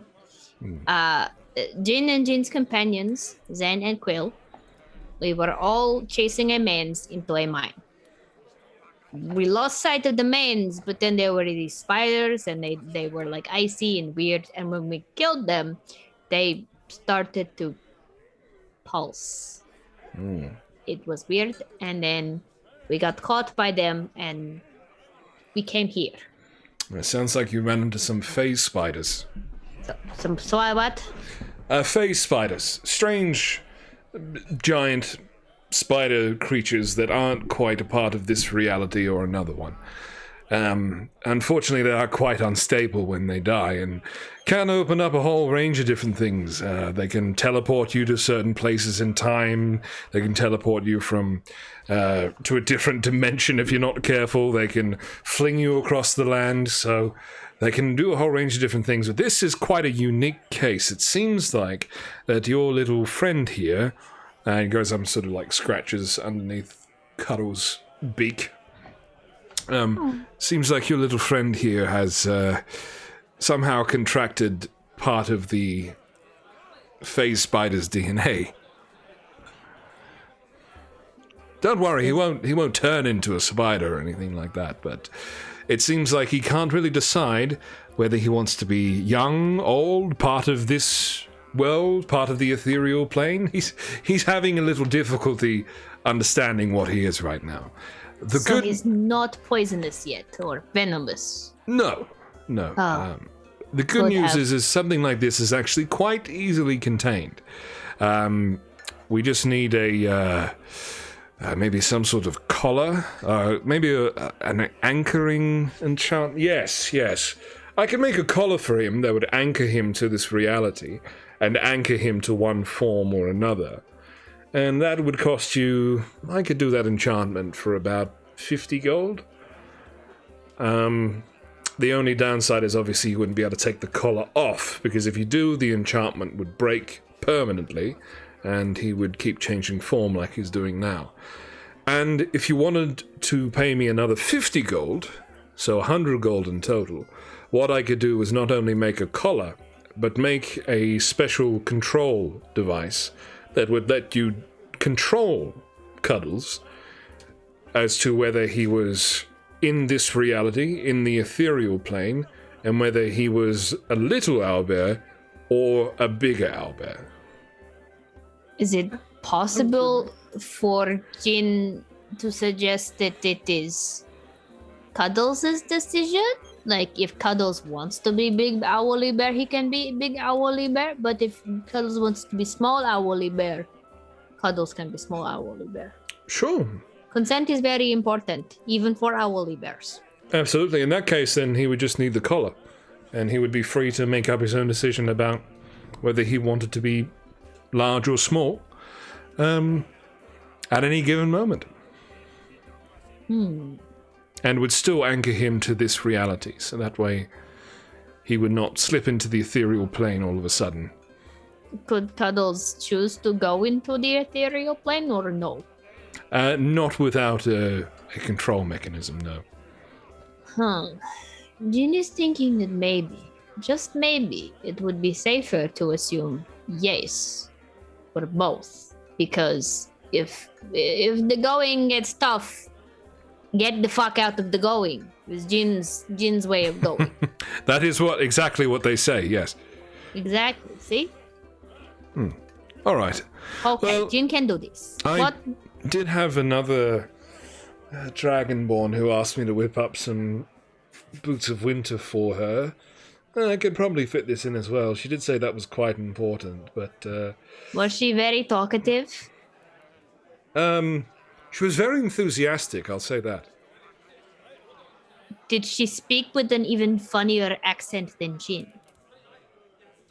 Yes. Quildick. Jin knows this dragon. Quildick. Yes. Right. Interesting name. Yes, that must have been her. Well, if you're friends, perhaps I can rustle up all these enchantments for you at the same time. So I quoted her 390 gold for 3 boots of winter. And that's 100 gold for the collar and the control rod for yourself. So it'd be all up would be 490 gold for the set of everything you need. Okay. Get rich quick scheme. Very true. What Jin will do is Jin will pay for Jin's boots. So that is how many? 130. Okay, 230 gold altogether then. So I'm just gonna knock off 2 platinum there. And then I'll be down to 18 there. Cool. All right. Lovely. And I'll collect the rest of the payment from your friend Quildick when I've made the boots for her. Yes. Lovely. All right. Well, I better get to it. Now I've got 4 things to craft in a matter of a couple of days. Do you need any assistance? Not to be of offense, but I think I would work better on my own. Understandable. Jin has no idea what enchanting is like. Ah, well, in that case, then I will outright refuse your help.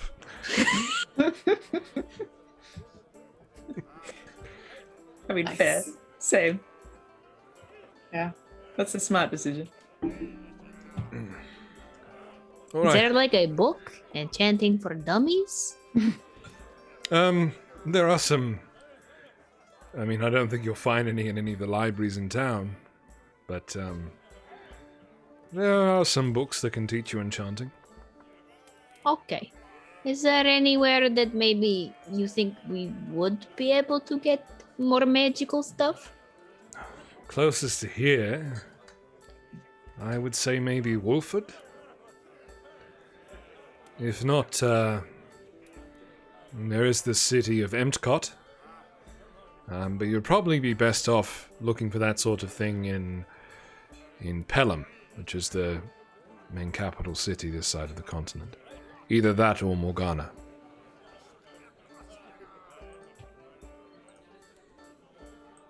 Okay. I'm just taking down notes. I literally just wrote everything, put it in a box, and then just wrote magic. I just popped you guys over to the region map as well, so in case you want to Oh, nice. get a bit of an idea about. Get an idea where everything is. Yeah. Ah, that's where Bleakwater was. Okay. Yes. Okay.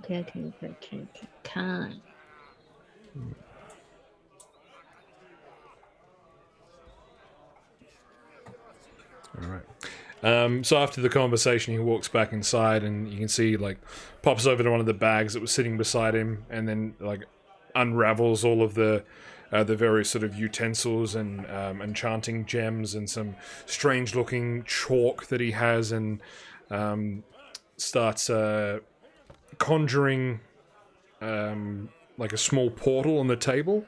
And as he's conjuring it, you can see this like the portal sort of starts slowly spitting out this small little collar as it's sort of floating out of the portal, and you can see him like muttering incantations to himself, and kind of like as if he was puppeteering or pulling certain strings to form this collar from nothing.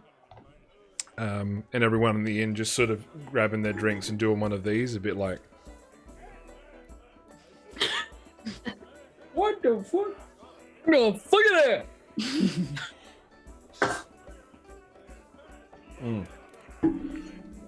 all right. Edric Cool. taps the sign that says no magic at the bar. Oi! Get out of here.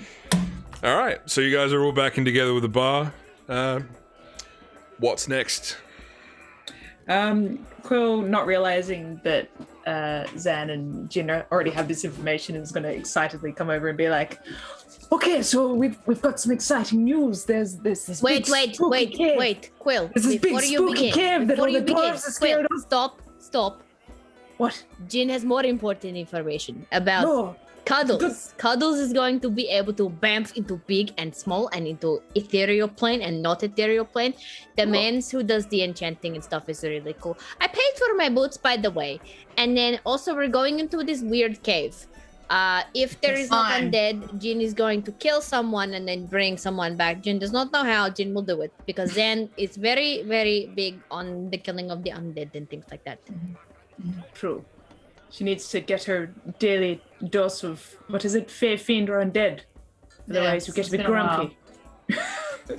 I'm already frustrated, to be honest.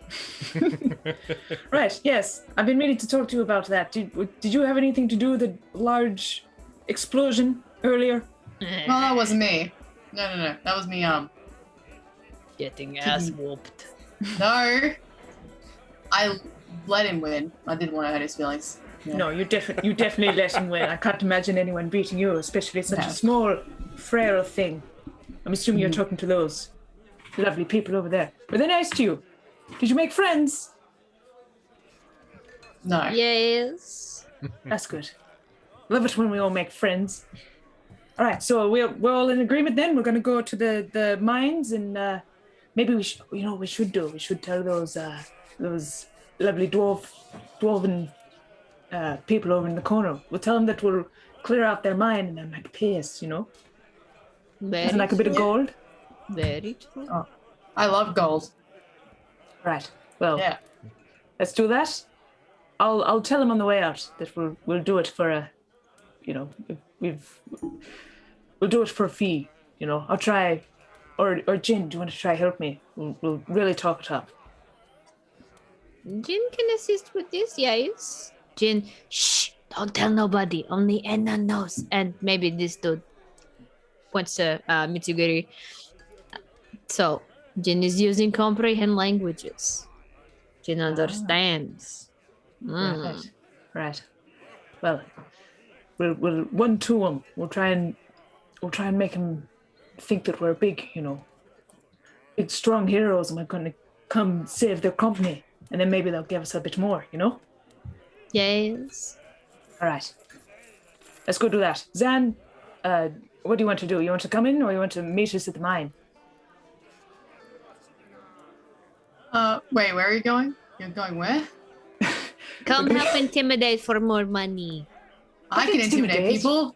Not intimidate. Just, You want more money? Talk us up a bit more. Not intimidate. That never works. I can intimidate. There was one time where Zan did intimidate, and we lost a good friend. We did. They went into a hole, and they never came back. It works. Not always, but it works, and it makes Jin sad sometimes. Yes, but we don't want them to run away into a hole. We want them to give us lots of money because they think we're big and important. Yes. All right. I can do Good. that. Let's go, team. I think Terry's okay. I think he's made friends with some bards, so I'm happy for him. Should we tell him that we're going, or should we just let him drink the night away? No, we speak to Terry. Terry is friend. You do not, as they say with the hip kids, dog the boys. All right. What? Dog the boys? It is a city thing. You are a weirdo. Do not expect you to understand. I'm a weirdo. You look to yourself? True, it might be a bit insensitive to Zan given her canine origins. Mitsuguri and Enna are perfectly normal people, and they are the same. What is Zan's excuse? She did not think so. All right, we'll save the fighting. Din's gonna crawl back on over the table again, really obnoxiously be like, "Oh, goodbye, Enna. Goodbye, Mitsuguri." You can see they're playing quarters. Huh? Oh yeah. See ya. All right. Well, Get that big sword one day. I'm gonna get that sword. Come get it. come back. I'm gonna get. Come on, girl, get it. All right. Cool. Yeah. On the way out, Fight the level, I'll whatever. I'll just pat Terry on the back, just be like, "We're just going out for a bit. Do you want to stay here? Seem You- like you- you're can No, see that, I'm like- telling him. I'm going to tell him the whole thing. Like, I'm going to explain what's going on and ask him if he wants to be there. He's He's bashing, having so much fun." he's bashing the tambourine. He's like, I can come if you would like me to be there, but Do you want I to am be also starting to enjoy this what was it called again? Ska. It's beautiful. You're doing a really good job. It's up to you. You're your own stone man, but we're going out, but we'll come back. Okay, maybe I'll stay here and make more ska. Make it as good as the stew. Wait. Before we start negotiating any monies, Jin will be right back. I'm just going to dart out the front door and go see Cuddles real quick. So he's still Hello? like floating, and slowly turns up. Cuddles, And then- Cuddles, down onto the ground, please. Bamps out of reality. Bamps Cuddles. back. Big. Cuddles, be nice. Kiss. Yes. Okay, Cuddles. Do you want to stay with Wolf? And then you stay nice and safe? Yes or no? Okay. Jin will be right back. Jin is going to the haunted mine. Ooh, spooky. So Jin will be fixing their problem because they are shit at this. Shh, don't tell nobody. Shh, shh. Good boy. Kiss. Okay. Oh. Jin be back. Jin is going to also help fix you and give you color. You will then be able to be big or little, or older or younger, or in this reality or in another one if you want to be. Jin was very, very, very, very particular that it is your decision. You get to do what you want to do. Because Jin loves you. Okay? Would you like to protect Cactus? Okay. And Jin's gonna get out of the bag and bring out just a little pot of cactus that's just like kind of sitting off to the side. Somehow not entirely squished, don't ask how. It's just there. It's just vibing. And you see Cuddles sort of like stands over the cactus, like, Yes, Such a good boy. Good cactus defender. And he just vamps out of existence. He's completely gone. Just like, Maybe not the best. comes back, turns small, starts like doing that thing that cats do when they've got like a ball in their tummy and they start like kicking at it. Aw. careful. Yes, very Unzipping. cute though. Doing the rabbit kick. Oh. So cute. Do not get stabbed by cactus. It's very, very hurt. Jin has done it, which is why we have cactus in first place. One day we'll take over the universe with cactus. Yes, friend, not food. Okay. And Jin's gonna smooch him on the head. Give him a little pat and just ruffle his fur and then be like, okay, stay with Wolf, protect Cactus. Wolf, He holds onto the cactus and then blinks out of reality with the cactus. Oh god. perfect! He knows it so good! I'm so proud! All right, cool. So, And then run back in and be like, Okay, ready to negotiate, interrogate? Talk. Talking. Just talking. Okay. all right, cool. All right, so you head out of the tavern and then head further up this curved, slithering snake-like road. And as you do head further up the road, you also incline a little bit further up the mountain. Around the bend, you do pass a very quaint-looking stone, like a fairly decent-sized stone chapel. Out the front of it, there are two great banners on large cast iron flagpoles. The banners have a symbol of a red sun on a white background on them. And you bend further up and keep heading right up to the top of the road where you see the entrance to the iron mines and also sort of like a couple of larger factory-looking buildings. These ones made from wood that probably wasn't the best choice for this kind of climate, but they've done it anyway. Sort of wooden plank buildings, and then also there's like a small, like a smaller type stone office building that's attached to these larger factory-looking buildings. Is there one that looks like a main office or something? Yeah, you'd assume that small little stone building attached to the factories, or near the factories, is probably the like the supervisor's office or something like that. All right. Can I do a quick history or religion or whatever I think it is? Probably a religion check on the banners. See if that has something to do with the church that someone mentioned. I think the bards did. Yep. Yeah, you can religion check those banners. Religion. Okay. Not done a shit. 6. 6. Are you proficient with religion? No. No? Alright. With Arcana? Yeah, nah, you got nothing. You got nothing, son. It was banners that look fancy. Definitely look fancy. A little bit intimidating on these iron spike flagpoles. But, yeah. Nothing? Can't even remember really seeing the symbol before. It does ring a bit of a bell. You've definitely seen it somewhere, but don't know anything about it.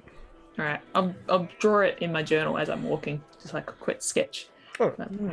That's probably important for the locals. Cool. Ask about it later. Alrighty. And Alright. go into the stone hut, I guess. All if right. everyone's following or not.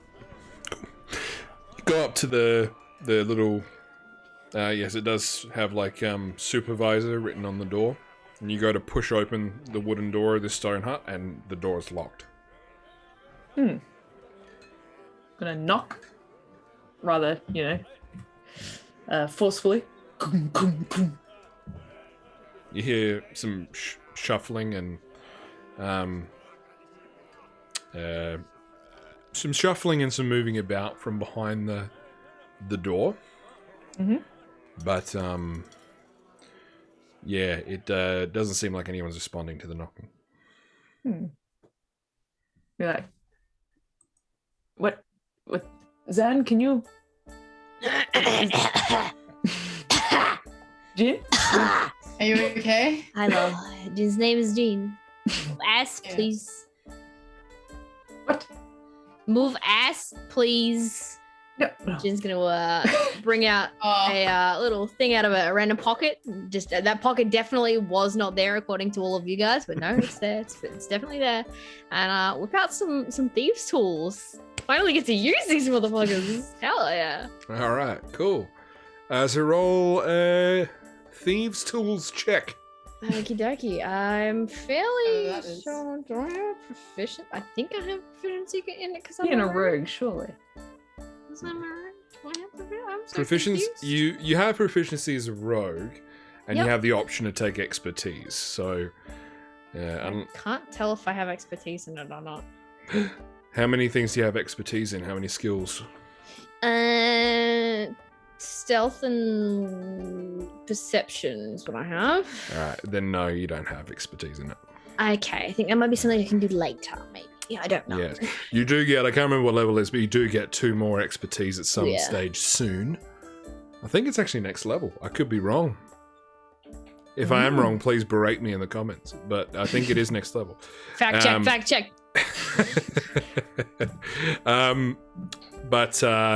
Yes, so it's just your dexterity, Mhm. because it will be a dexterity-based check, Okay. plus your proficiency bonus for a thieves' tools check. Okay, how do I tell my proficiency bonus? From the bloody character sheet, I believe it's +3 Yeah. at level Yeah. 5. Yeah. Oh yeah, oh my god, I'm such an idiot. It's like right there next to the walking speed. Okay, so that was 15 flat, plus 3, which is dexterity, so that's bringing it up to 18. So plus 3 again, that's 21. Nice. Cool beans. Yeah, it's a fairly simple lock. You just sort of like this, like get the thieves' tools and just doorknob. Yeah. After about literally 4 seconds of tinkering, the door just swings open a little bit. And you hear stash the thieves' tools as quickly as possible and step back, like real quick. Try not to be seen as the one having done that.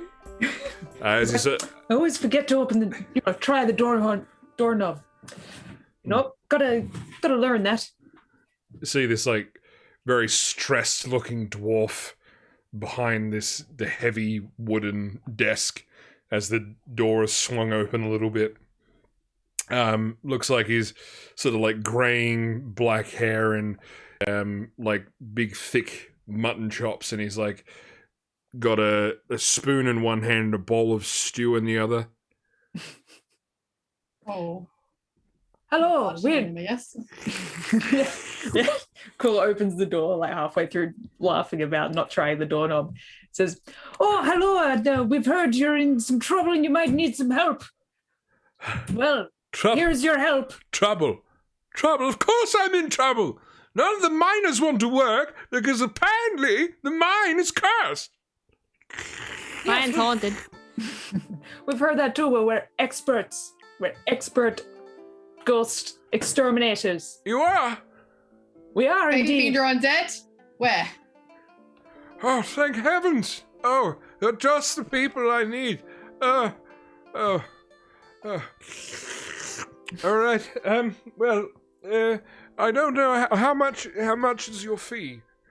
Well, we're Jinder, we're quite efficient with our methods, aren't we? Yes. Yes. And as Zan says, she's got a long history with fae fiends and undead ghosts, usually do the hunting. So we're not cheap is what I'm trying to say. I see. Well, how much is not cheap in gold?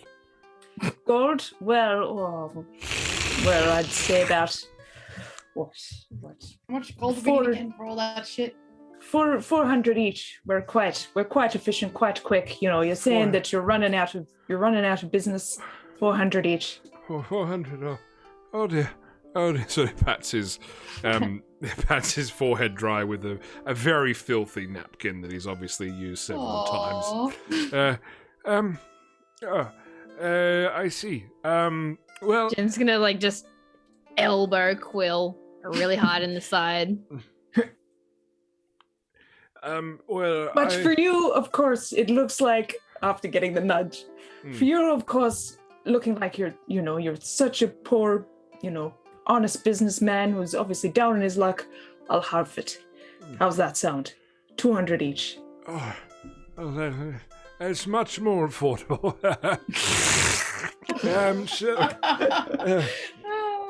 Right. Well, I can get that money from the vault. And I'll have it ready for you whenever you get back. And I'll say as a bonus for being just the right people exactly when I needed them, you can have whatever you find down there. Just please just solve this curse or ghost or whatever it is that's behind that door. Definitely, certainly for you. Anything. We'll come back and report when it's all nice and clean, and you can let all your workers know that it's all safe and sound and there's nothing to worry about. Leave it to us. All right, fantastic. Well, the entrance to the mine is just over there, and if you just take the elevator down, if you count 6 levels down, which is the area where we've most recently started mining, you should see the door about 100 paces to your left if you are facing straight ahead as you get on the elevator. 6 levels down to the left, there's a door. Go through there, right? Yes. Yes. Perfect. Thank heavens. Please be careful. You do seem like such friendly folk, and I'll have your money ready for you when you come out. Beautiful. Right. That Sounds like a deal. It's lovely meeting you. Yeah. All right. And she'll Quill will wave and kind of march out with a still pretending like she owns the joint. Mm-hmm. Considering, by the way, that the guy is very focused by look at things on eating and stuff, is there anything on the desk that looks important? Roll an investigation check. Keep that. Oh, Road skill 16 sharp. plus 5. So that's a 21 again. 21. So many 21s tonight. Yeah. All right. I love how Yeah. you like wagged your finger at Quill for trying to get double the amount, and then you just Yeah, swipe. don't figuratively rob the man blind. Let's literally rob the man blind. Oh my god. All right. So on his desk, there does seem to be quite an ornate golden. It's like a golden carving, like a little golden statuette on the desk. It does look quite probably sentimentally important, but also quite valuable as well. The morals. Yeah. The morals of a thief. That's Jin what I will like to do to remember rogues this. in my game. I like to make them feel bad for the things they steal. Jen will remember this. Is there any particular like design to it? Does it look like maybe dwarven in design or? Definitely dwarven. It looks like it's like a crude. It's well carved, but still fairly crude. Maybe like it looks crude on purpose, but it's like a golden statuette of a mammoth. I feel like that would probably be kind of on brand, considering the fact that they're a snowy area, so it doesn't feel out of place, I guess. Okie dokie, all good then. No were made. All right. No attempts will be made. No attempts will be made. No attempts will be made. Okay. Not yet. All right. Maybe later. Correct. Cool. Alrighty. So you guys are heading over to the mine? Yes. Beforehand, just be like, could we have a little bit of a break though? Jin is still a little sore. Oh, And you can, same as Zan, you can have all your hit points back. Oh yeah, true. Yeah. Whew. It's the same as my I wolf did form use too. my what's it called? I did use a spell, so are we considering that a long rest, considering the fact that we were just kind of fucking around and just vibing? Or short rest? So any spells you've used since this morning in game will still be used. You have had the equivalence of a short rest, but your hit points have all healed because that was weather damage, and because you found safe harbor from the weather, all those hit points are recovered. So Okay, I'm just gonna slap long rest, and then what I'll do is I'll just retake that spell there. There we go. right Easy. on. Cool. Nice. All right. Awesome. Sweet. So let me just get my spoopy soundtrack. Ooh. All right. Get the spoops. Cool. Alrighty, so you head over into this large stalactite-ridden entrance to the iron mine. It kind of looks like a sort of like a dark, toothy maw as you're walking through it, and it goes dark immediately. It is just pitch black in here. However, there are also next to the entranceway a series of mining helmets with what looks like a little oil lantern sitting on top of the helmet. Oh, Ooh, Jin's gonna nice. grab one of those and pop it on and just be like, wait, Jin needs to be a real dwarf. And it's just gonna like grow this like big old mighty beard, like the biggest beard you ain't ever seen on somebody. It's gonna be Yeah. absolutely bushy, and every Snakes time out. that Jin speaks, like the little mustache bits just kind of like Flapping. Magically enhanced mustache. Yeah. Yeah, like it's definitely like overkill, but like every time Jin speaks, it's just yeah. So like Jin was saying, like just Yeah. It's like those Absolutely cartoons where it's I like, like there's it. no mouth, it's just like a curly line. And it's just bouncing around. All right. Cool. Love it. All right. Is anyone else taking a torch helmet? Yes. Mhm. Yeah. All right. Cool. I don't So like to not see. Yeah. how Alright. much sort of light do they give? Torch helmets, they produce 10 feet of bright light and then 10 feet of dim light. Nice. Right, Cool. Spaghetti-O. All right, so you all get these dorky looking mine helmets. And as you sort of start up the oil lantern, you can see much clearly in the dark cavern that you're entering into now. And about 50 feet in to this cave, you get to the mine shaft that heads down, and the little like manual wooden elevator to take down further into the mine. Now, what was the story about a falling rocks or something, Jin and Zan? Should we Falling rock killed be the dude after they found the door. should we be careful about going down? Like maybe tread lightly. Yes, Jin thinks so. Jin, do you want Is to mine. do you want to check around the shaft? Make sure. Don't take that the wrong way. Check around the lift. Check Immediately in and smack around the Coach in shaft. face. Yeah, Check in and around the shaft for traps. There, I said it. Can you do that for us, please? So does Jin need to fondle the shaft? Yes, she needs to fondle and touch and finger the shaft. you gotta make sure you're paying special attention to the shaft. Yeah. Okay. Okay. Jin can do this. That's Jin's specialty, don't worry. Hey, Zan. But to treat Jin it right. does not think Quill realizes his big joke. I think so either. Who realizes, but she understands that it's a laugh, so she does it anyway. Alright, yeah, Jin's definitely going to be using the good old watchful eye technique of using eyes to try and see things and check for traps. All right. Cool. So specifically on the manual pulley elevator, or No, just the whole time, kind of just going to be actively watching around and.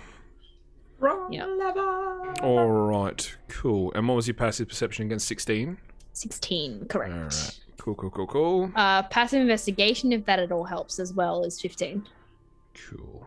Not a problem. I don't know if it does or doesn't. I'm just saying it because I can. Whatever. So, folks. All right. And so, because I've already forgotten, so it was 10 feet of bright light and 10 feet of dim light. Yes. Yeah. All right, cool. Sweet. All right. So, as your sort of trap sensors on, don't really see anything as you're heading towards the mine, as into the mine shaft, into the elevator, and you're not sensing anything surrounding the elevator either. So it looks like you're all in the clear to step on. Jin's thinking that we can go here.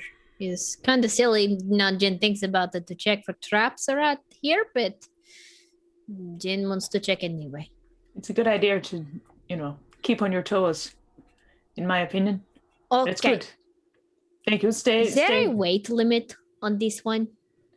Do we think? I mean, normally there are. There is a small sign next to the elevator that says no more than 6 dwarves at a time. How many dwarfs is that? Average weight of what? It doesn't specify. I'm sure it'll be fine. Don't worry. Let's all get on. She steps on and kind of and does a couple of these to make sure that it's stable enough. It's definitely creaky. and definitely sort of like there's a heavy bounce to it as you are doing that. But it seems stable enough. Jen's kind of carefully step on, I guess. All right, Let's fucking cool. do this. Sweet. I'll need someone to roll an athletics check, whoever is working the pulley system for the elevator. Shit. I'll do it. All right. Okay. Since I'm pretty athletic. Strong. Fucking Christ, I didn't do it. Never on. 22. 22. All right, cool. Nice. Yeah, so easily just sort of taking all three of you down, and you get to what's pretty much the end of the elevator shaft, which is the 6th floor down as you've counted, and you sort of stop and tie the rope up and put on the braking system on the pulleys, and you step off and follow the instructions, taking 100 paces to the left, and you are seeing that this is still it's quite a iron-rich veins through this part of the mine. Like they haven't really entirely done too much mining down here just as yet. But you do get to a very freshly dug part of the earth where there is this large boulder that seems to have fallen from the roof that's not been properly secured. And yes, there is a body lying underneath said boulder. And there is a very large stone door with some intricate carvings on the door panels. Do we recognize, or does Quill recognize the carvings as any sort of written language? Roll a... Well, first of all, what languages do you know? I know. Is it still within the hour, by the way? You know what? Yeah, why not? Comprehend language is still up then. Alright, cool. Yeah. Common, Draconic, Primordial, and Sylvan. If it's any of those. Abyssal and common. Yep, alright. So, none of you, apart from Jin, who has the comprehend languages up,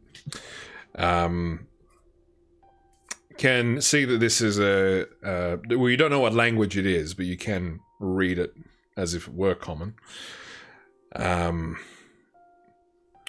With the writings on it, sort of, a lot of it is just for show. There's a lot of, like, just general carvings, runic patterns, and that sort of thing to make it look, to make it look very nice. But there is, down the right-hand side, there is actual written language, which says,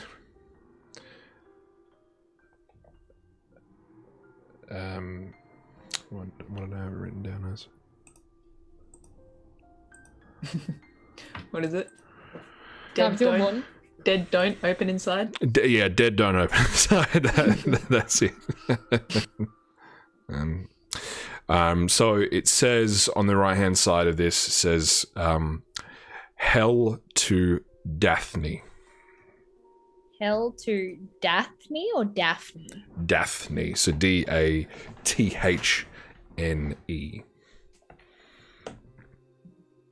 Hell to Daphne. Who the fuck is Daphne? I don't know. What did Daphne do to these dwarves? Evidently a lot. The daughter is kind of like, half of that shit is just to be pretty and to be obnoxious, you know, like rich people. But it's just that little bit there that says Hell to Daphne. Unless that is magical, in which case Jin cannot read it, but that is like because magic runes and stuff. True. Well, I mean, I can write it down. We can ask the manager later, or maybe we might be a password to something. Jin does not know. I'll write it down. Takes out a book, flips through a couple of pages, stops. This is like, I really got to stop letting Jin touch my book.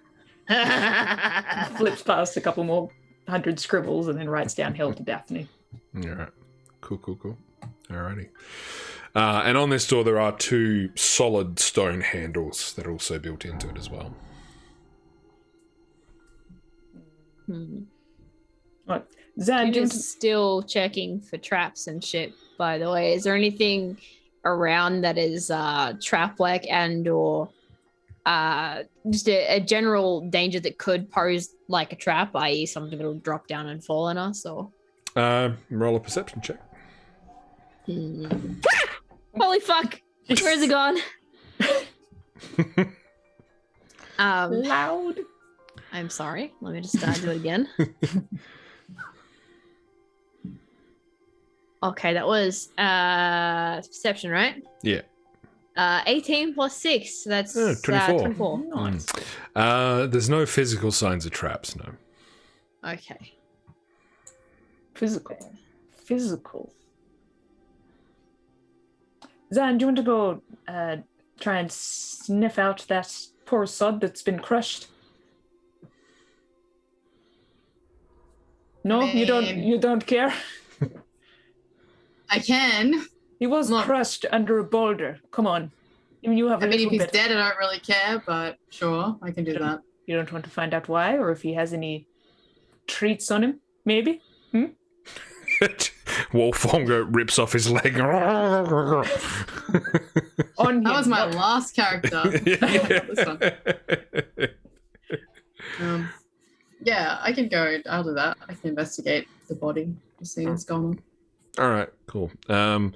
Roll a. Well, specifically, you're trying to determine cause of death, or are you trying to sort of investigate the area to see how this happened, or yeah? I mean, the cause of death is probably a boulder crushing him. That's I correct. assume. Yes, yeah. And if you did roll a medicine check, I would have told you that. So yeah. Guess maybe how it happened. Like what All right, What led triggered it? to it. cool. Roll a perception check. For me. And how long? Can I figure out how long he's been dead for? Oh, yep. So for that, I'll need a medicine check.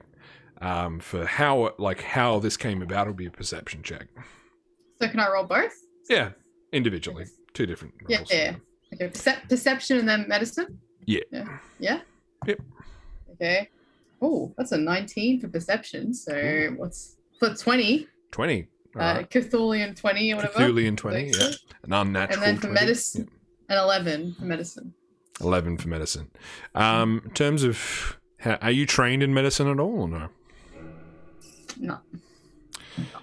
No. All right. So in terms of how long he's been dead for, hard to say. A couple days at least. In terms of how it happened, it just looks like that as they were excavating this area to expand the mine, they didn't secure the tunnel properly, and that's just led to a big old boulder falling out of the earth and crushing the dude. So yeah, doesn't look like it was a trap. It doesn't look like it was Nothing suspicious, just unfortunate. Yeah, just really someone wasn't, the safety officer wasn't paying attention to what he was doing, and so Yeah. Incredibly boring. Doesn't interest me at all. No, whatever. All right, cool. Cool. Right, well. We should tell him that, I don't know. I just feel like we can't just leave him here. I'll figure it out later. Yeah, you're going to have a real hard time trying to keep him in one piece to get him out of here, I'll tell you that much. Just rip him in half and be like, "You found half, you friend." Fix this. We tried. It's all right. We'll figure it out later. Feel a bit sad for him. It's all right. Well, shall we just go through the door? Have you figured out how to open it? Yes. There are door handles. It is a new technology you've never heard before. Let Jen explain. You grab the handle and you open the door. Okay, It's I'll as do simple that. as that. What, like this? I'm gonna hold the handle, push it down, open it. Try to open it. All right, Jin's cool. gonna be so ready As just to like you dodge away push- from whatever. As you push through the door, you can see that some of the runes on the door light up with this arcane energy, and can you make a Constitution saving throw? Nice. Uh-oh. Nice. Just Quill. Just Quill, the one that touched it. Yeah. I did warn you that I can't read magical things with Trying to be a comprehend languages. sassy bitch. Oh, 20. What? Is 20. it Cthulhian? 20. No. Natural? Natural? All right. So, as this sort of very lethargic spell lights up and shoots out this little fart of poison gas in your direction, you just sort of like cover your mouth and just... and there's no effect. Seems like the spell, this protection spell, has been here for quite some time, and the intricate enchantment has definitely perished over quite a few many years. And that's a very good point in the chat, that half a burial is still better than none. So, True. yeah. True. Yeah. Yeah. Valid. Yes, but now the doors sort of open.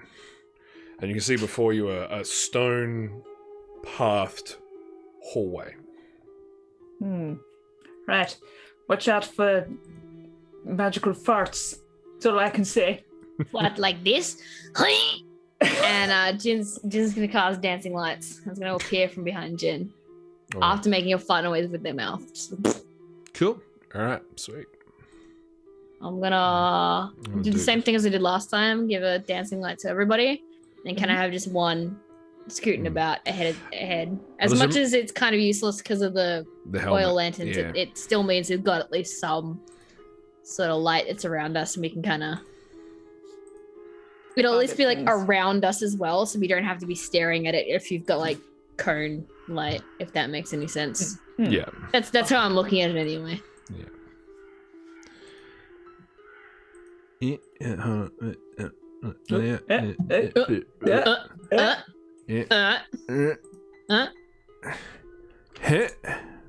Why won't you? Yeah, there we go. There we go. And all right. So the map's up on roll 20 Tis. as well. Yep. Just fly. All right. Cool. So, but as you do enter through, you can hear the stone doors close behind you on their own. That's never a good sign. You're not locked in here with. Wait, you are locked in here with me. Shit. Let's Been hanging out. again. Been hanging out with me too long. All right, cool. So here you are, standing in this cobblestone floor and stone walls on either side. This long hallway. What would you like to do? I have a thing. You have a thing. I have Still a thing. looking for traps. A thing. No. Well, kind of. No. No. I think my class thing allows me to sense good and evil. Can I have a little vibe check to check if there's anything? Vibes. Check. Can I please know what the range is for your vibing?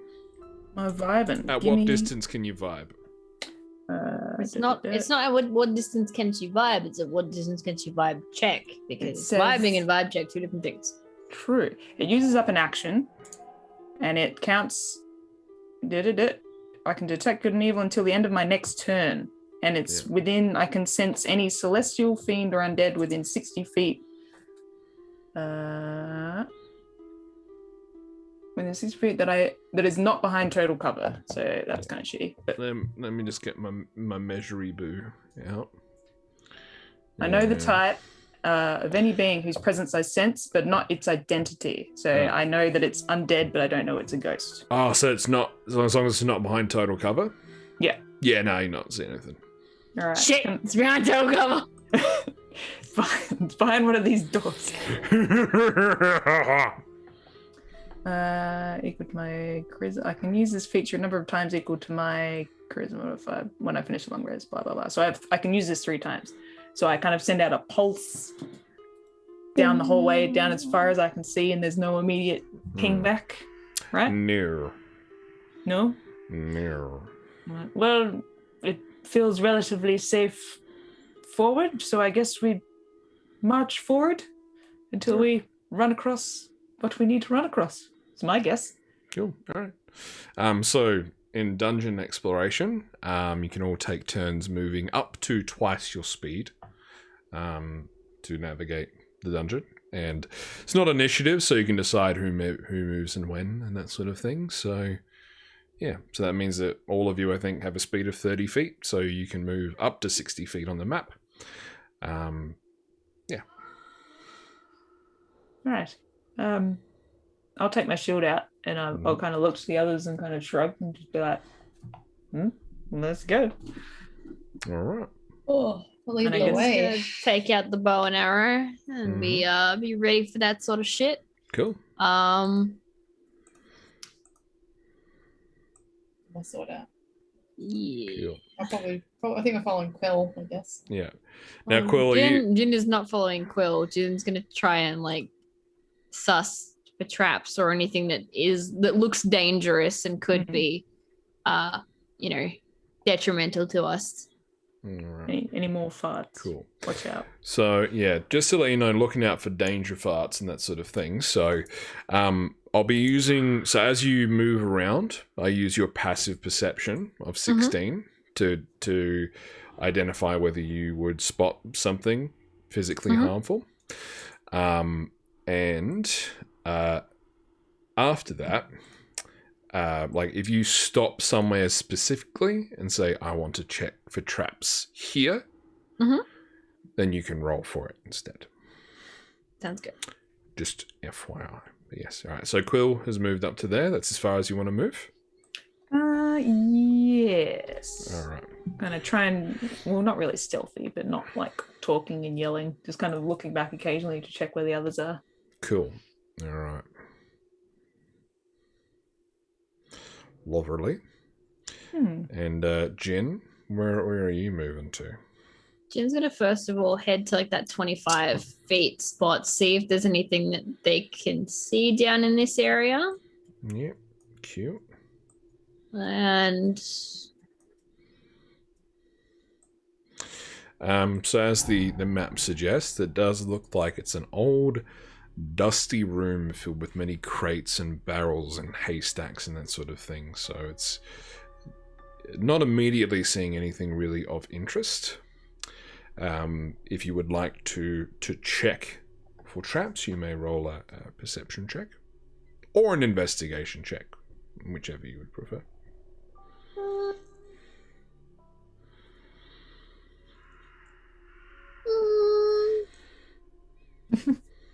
Is there a kind of difference between the two in that would investigation maybe suggest? In terms of the information you'll get, not really. It's a matter of, whatever you've got the higher bonus in, so, yeah. Nah, fair enough. Yeah, I'll give it a sus. Why not? Why not? Awesome. That was a 13 plus 6, so 19. 19. Yep, the room seems safe. All right. Alright, fair enough. And then I'll fuck off next to All right. Quill. Yep. All right, Zan, what you doing, girl? You just trucking on forwards? Pretty sure I'm gonna follow closely behind Quill with my sword out, just ready to retaliate if anything jumps out. All right. Cool beans. All right. Maintaining the protective mum mode, just ready. So, yeah. Alrighty. Okay, Quill, so be back to you in that case. We're moving in the same order, so what would you like to do? You've got a bit of a choice now. You've got a path that bends around to the right. You've got a Yeah, I think I'm gonna go this way. Alright. What other way? Pathway that goes... Oh, straight ahead. So straight ahead. Yeah. Straight ahead's the other option. I'm gonna turn to those and just quickly confirm. I'm gonna be like, so we're sticking together. We're not trying to do the quick split and, strip search the place. If the mine is haunted, it would be terrible idea to go away from each other. True. All right. I'm gonna check in here. We'll just go room to room. 5, 10, 20, 30. Mm-hmm. 40, and then I can go up or down. I'm going to go up. 40, 50, 60. How many of these do I have? Can I do another ping? Another good and evil ping? Yep. All right. I'm going to do it. All right. Do I get anything? Nah. Dang it. Nothing in here. Bing. Nothing. Although, what is your passive perception? My passive perception is 16. 16. Damn, we all have Cool. good passive perception. Hell All yeah. got some good passives, yeah. Right, cool. You're all good. Why do I feel like I'm not good? All right. Dunno. Can't answer that question. Jin fella. Jin is going to kind of follow in Quill's footsteps there because Jin literally just finished saying, what's it called? That wants to stick together. But Jin is actually going to be rather stealthy this time as they rock up over to here. Mm-hmm. Because this is a completely new corner and Quill's just gone off in a whole different direction. Here's the other one over here as well. I think that's it. Oh, I may have accidentally stolen. Stole the wrong one. I stole it. Ah! Well, it's all right. We're good. We got there. Okay. And Jin is going to attempt to investigate again. And also, because I didn't fucking specify this the very last time, we'll be checking the ceiling as well. Okay. Oh, yes. Because the number of times we do not check ceiling. I don't want to talk about it. Imagine looking up. You just can't. You just don't. Imagine. All right. All right, gamers. Cool. Oh, that was a 12 plus 6, so 18. 18 for ceiling check. For ceiling and general vicinity check. Yeah. Ceiling's there, boys. Can look up. Yeah, it seems pretty empty. And you sort of definitely getting sort of a very musty, like sinusy feeling in your nose as you're walking down here. Like the dust is real in this area. But yeah, from what you can see, it's a solid ceiling. Looking around the room, there's not too much. There's an old dining table and a cupboard with a set of shelves on it in this room. Nothing out of place. No like lack of dust anywhere. No. Considering it's a musty, dusty place. Yeah, not in this room. No. Right. Jin is not sure, but Jin is thinking that maybe it is okay in here. Maybe. Yes, I'm not feeling anything off, if that makes any sense to anyone else. No. No? Don't get any creep vibes? This entire place is creepy. The mine is true. haunted. It's true. Don't worry about it. It's just a thing. All right. Zan, are you following with your pals, or are you taking a different direction? I'm following. Following? All right. Strength in numbers, yeah. Do you want to try and check the room below us, Zan? Just peek your head around.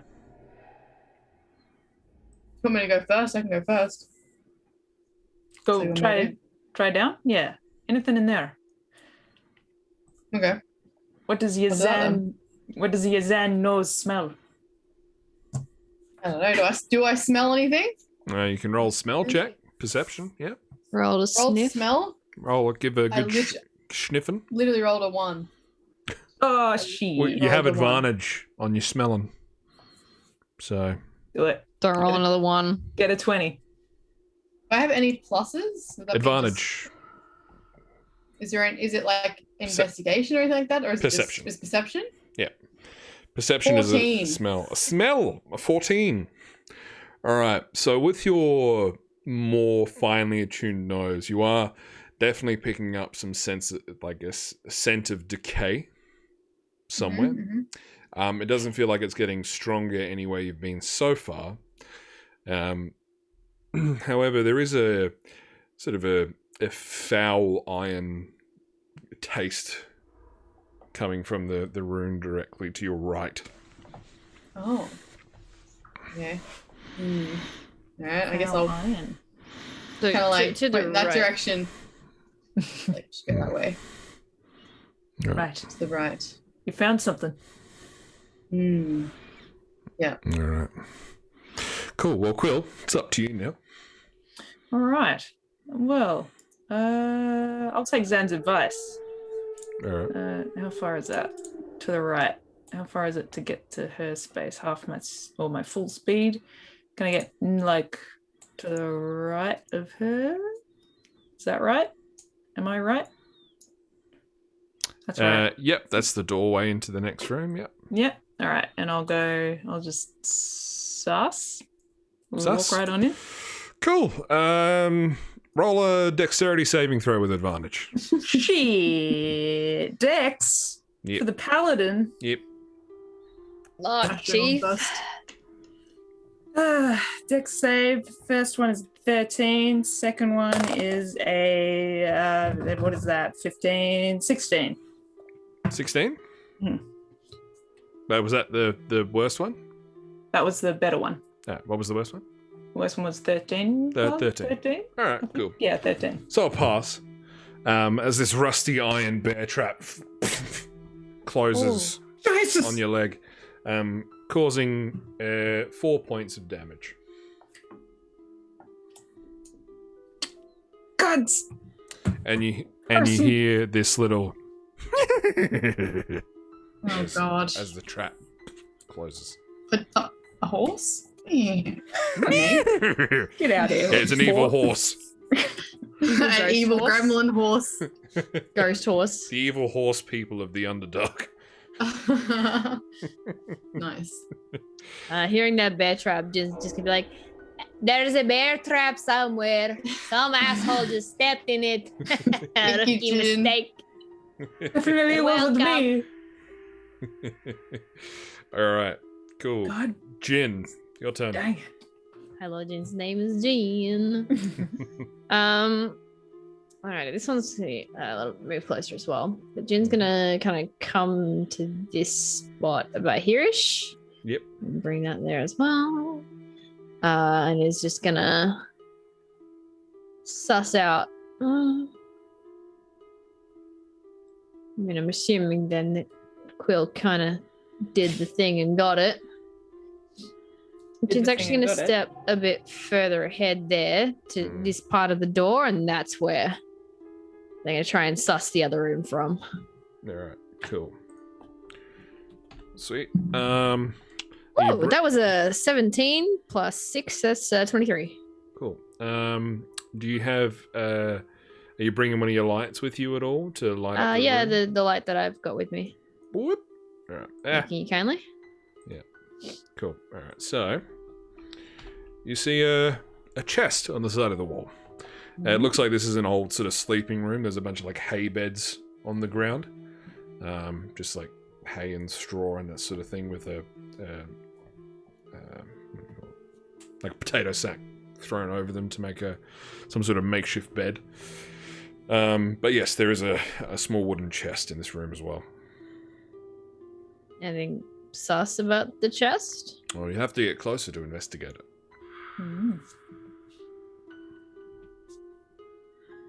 Was a perception roll there an action? I mean, like, when you're exploring, as long as you can do whatever you like up until you move your full twice your speed. So, yeah, you can. I technically haven't moved the full amount. Yeah. I'm content with where I am right now. But do you reckon, from where I am at this stage, given the angle of the dangle, if you will, that I could shoot it with an arrow? Yes. Yeah. Yeah. Yes. So what would you be aiming for? Just like the bulk of the chest? Are you aiming towards like the lock? Are you aiming towards the The bulk of the chest, just the chest bulk? itself. I want to fucking hit it with an arrow. All right. Cool. Sure. Roll an attack. Unless there's like a rock nearby that I can just pick up and just.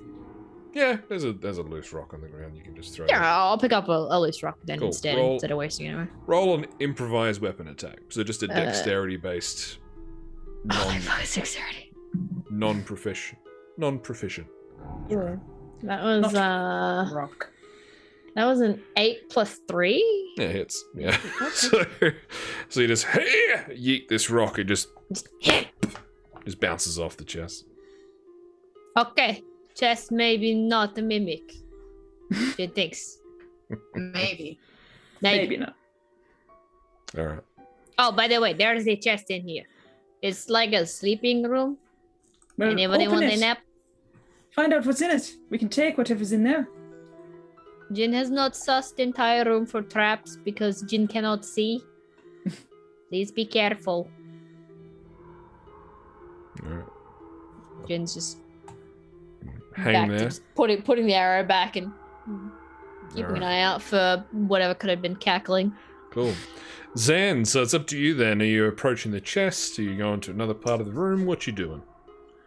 I'm just gonna go straight for the chest. I'm like, yep, that sounds like something I would do. So Do? why not? Yeah, cool. All right, sweet. Awesome.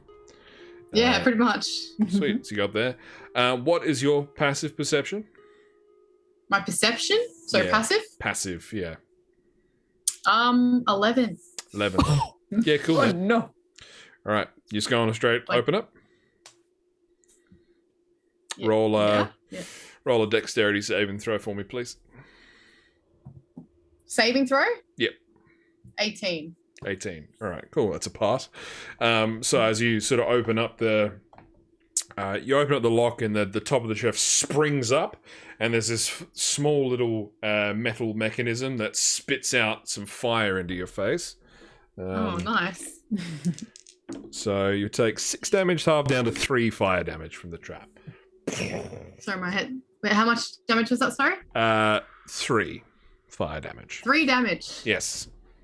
Because you You might passed your peaked a little save. bit Nice there. little, Yeah. just singed my eyebrows a little bit. As you hear another Oh, there's trolls in here. God damn it. What are they doing? Playing with us. Trolls. But there is still does look like there's some loot in this chest. So Mm. there is a bloody forgotten the name of it again, haven't I? Yeah, bloody Bloody, dickhead. I've got it open another tab. Didn't even have to search it up. Away. You find 2 greater healing potions, or sorry, Nice. 2 potions of greater healing. And then let's do a random loot roll, shall we? Ooh, I like random loot. Random loot. Big money, no whammies. Big money, no whammies. Cool. So can you go ahead for me there and roll a 1, 2, 3, 4, 5, 6, 7, 8, 9, a D10 for me, please, and re-roll a 1. Roll a d10. Is that what you Yeah, said? roll a D10. My headset's like cutting out. I need to fix it. To wonder Weak. wishing. Yeah. I got a 10 on Got the d10. 10, yeah, cool. Awesome. And, yeah. Okay. And then we're going to roll. Okay, holy shit. Right, can you roll a D100 for me, please? Roll a d100. Do you want me to roll it for you? I got it. I got the digital ones. 98. 98. Nice. All right. Yeah.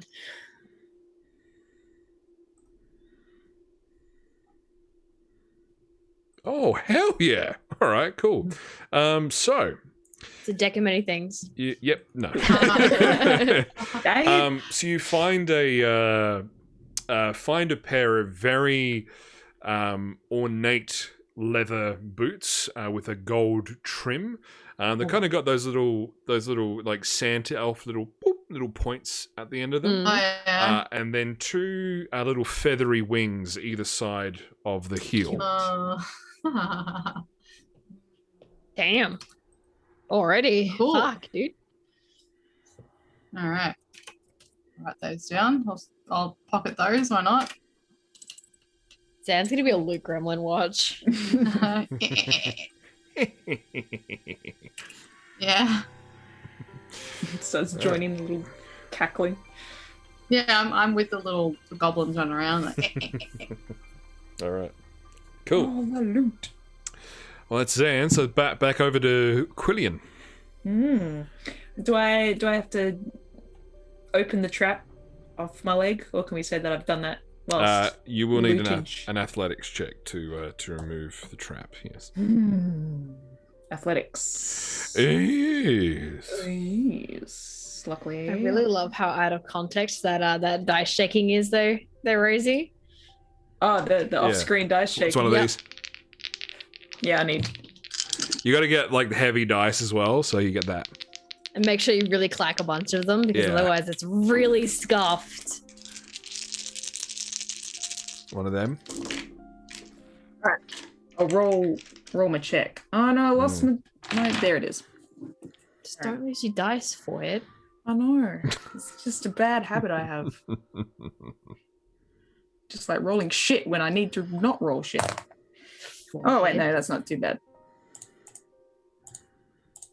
That is a 23. Athletics. Oh yeah, easy. Just it's so old and rusted. You just sort of grab it and just snap it in two off your leg. You're fine. Throw it at the wall. Stupid. Roll for not tetanus. Roll Constitution. To nat 1. You die instantly to tetanus. No, I'm kidding. So I can do my perception check in this room to check if there's any like creatures laughing at me. Can I do like a check to see where the noise is coming from, or whether like where it's running to? Yeah. Like, is it consistent? Do an insight for me. It doesn't seem consistent. No. Okay, insight. Right. 17. 17. So you get the sense that it's either one of two possible scenarios. You're not quite sure which one though.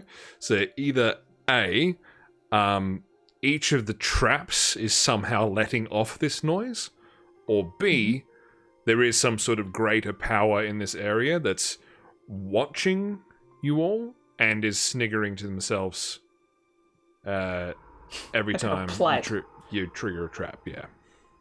Okay. I'm gonna say, all right, listen, you little shit.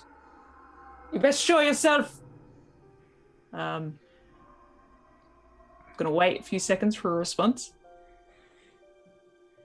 Nothing? None. No. I'm gonna grumble. How many of those do I have? Oh, I've got one more. Yeah, I'm gonna walk out and meet the others. Yeah, right. Where is that? That's about 15. Yeah. Are they down here? Jin, where did Zan go? I can't see her. She's over there near the chest. Near the chest, as in down or up? In the room. Down? Okay. Like, I got some cool boots. You got boots. Did you get any damn laughing gremlins? I got some healing potions, I guess, as well. I think that's what they are. No. Again, gremlins. Focus, Zan. Yeah, I think so. I don't know. You think? Okay. All right. I'm gonna. You guys have got this bottom bit covered up. I'm gonna try go up. Good idea. Yes. No. Maybe let Jin check for traps this time, though. Please. True. What did I say? 15. I'm gonna say 20. I'm gonna say, Jin, can you send your light to the other side of this room? Or my light? All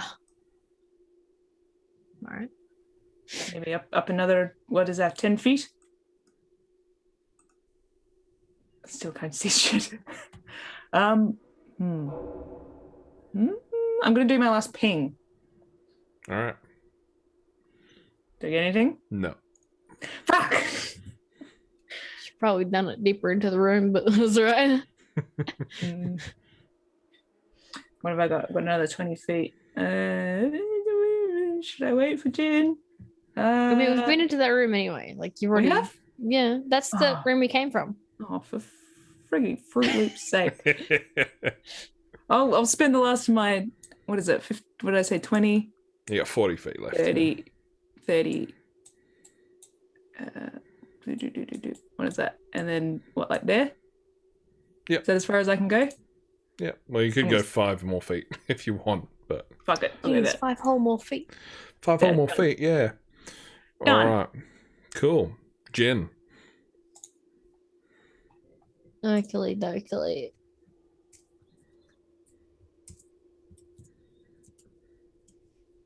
Jin.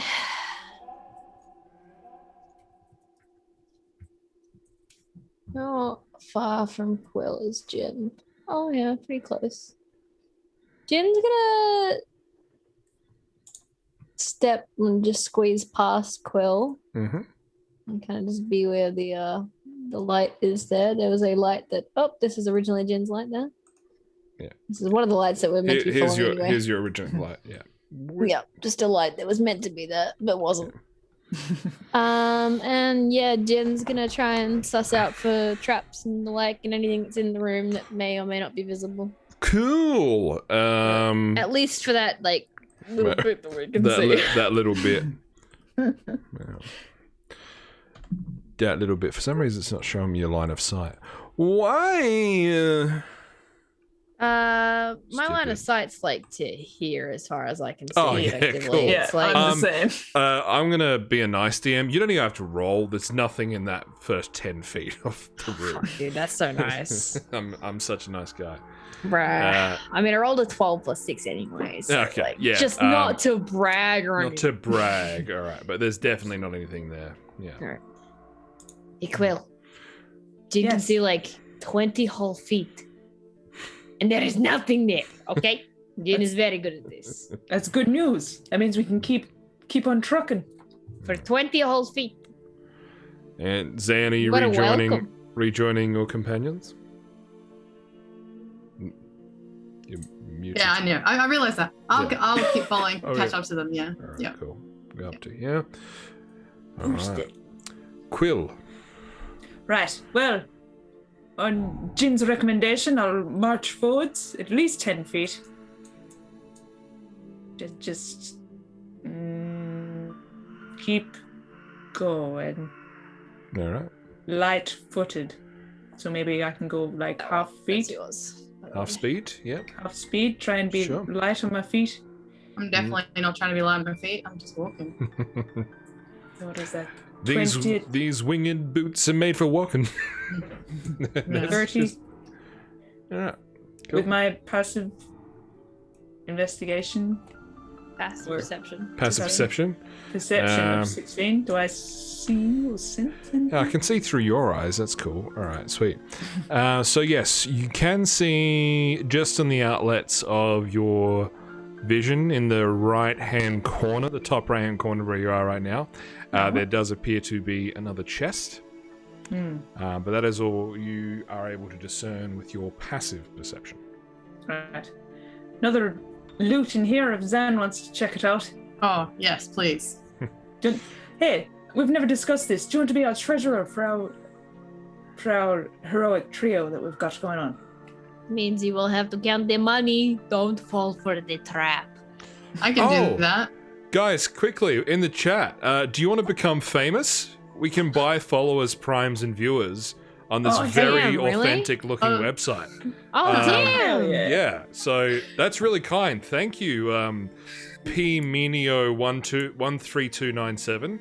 That is so Wow. generous of And you. Thank MD you. Parola 0071. Man, Yeah. aren't these guys great? Oh no. They're so Just so got- good. I got want to become humanity in mind. famous. The moose. For moose. Yeah, I Yeah, want to be How many famous. moose? all of them. All of the moose.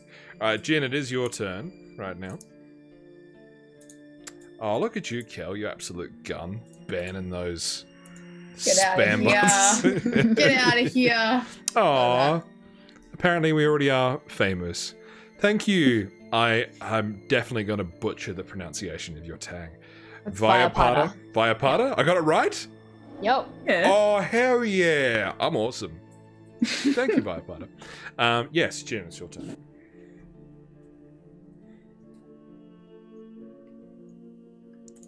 I just reported One of them at least. Oh, hell yeah. Yeah, So it's all right. hopefully that's good. So We'll good we booted him. protect Kel. her. Kel booted him. She gave Yeah. him the boot.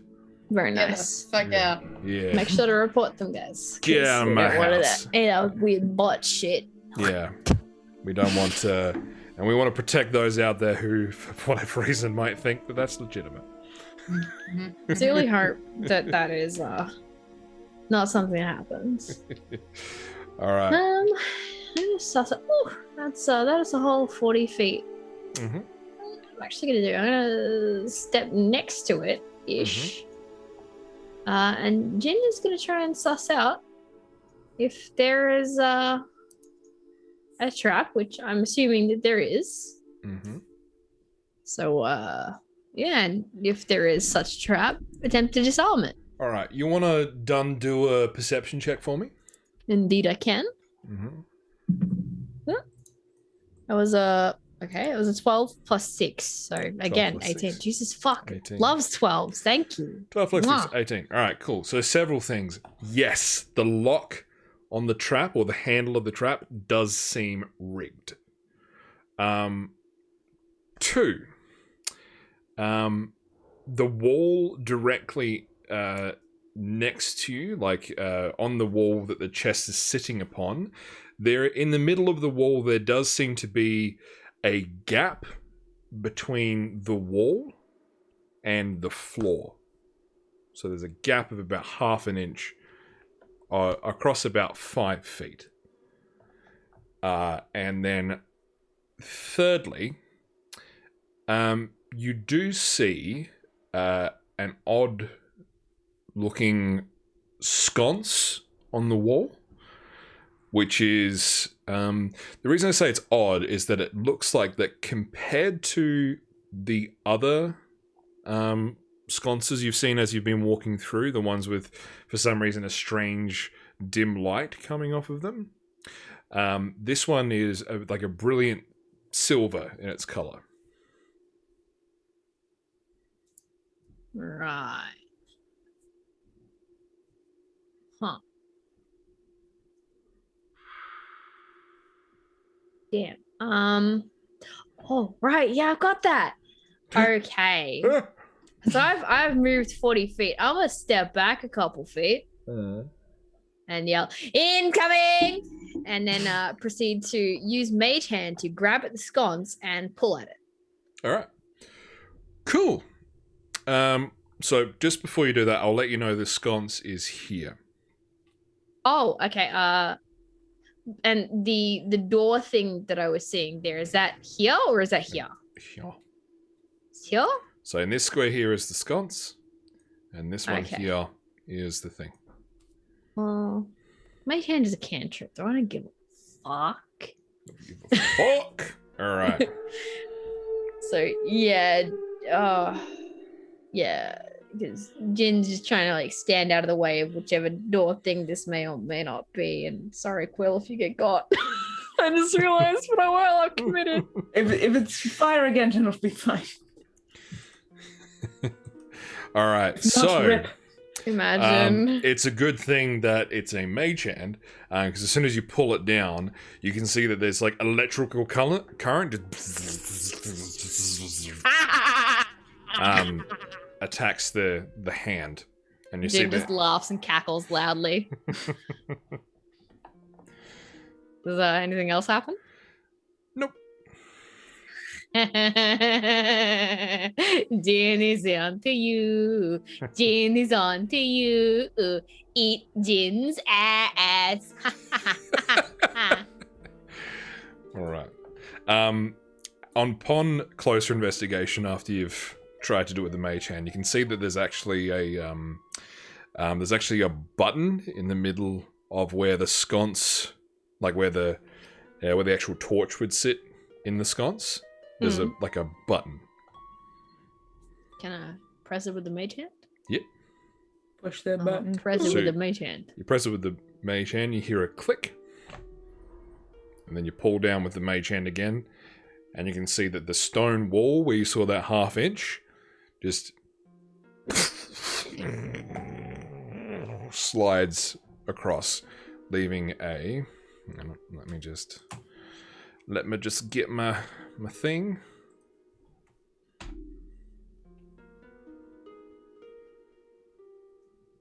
Man, Jin is so good at this shit.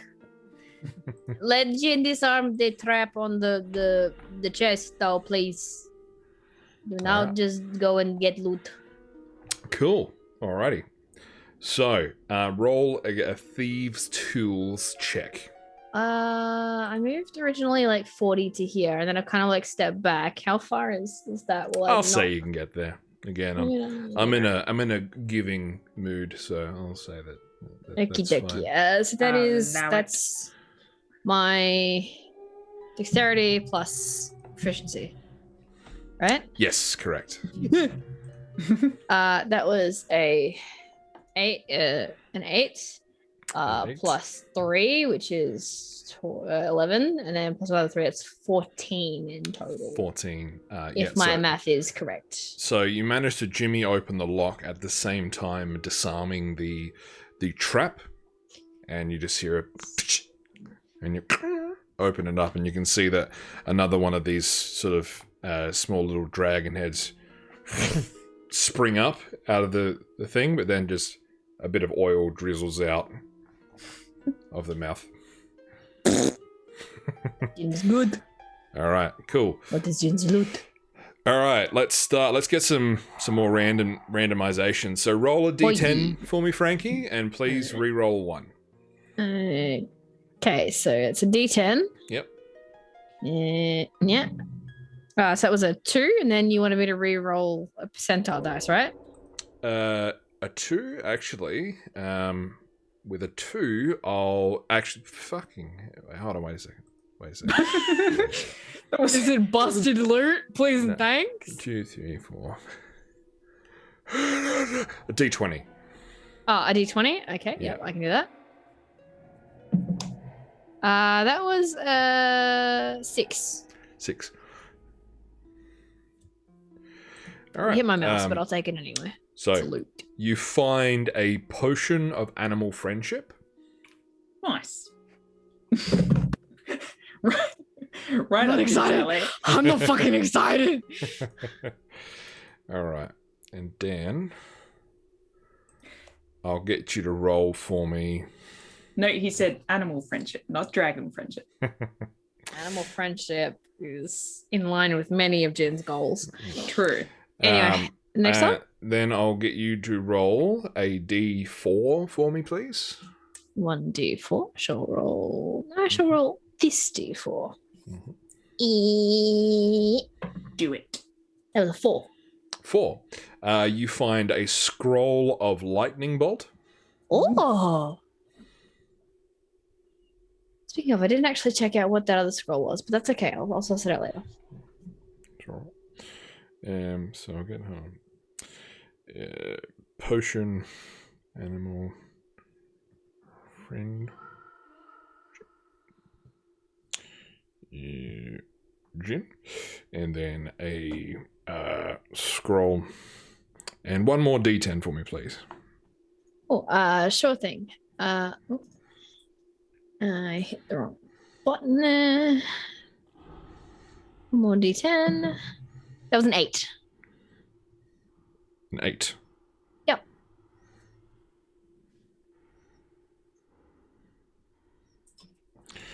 All right. Okay. An 8. So we have.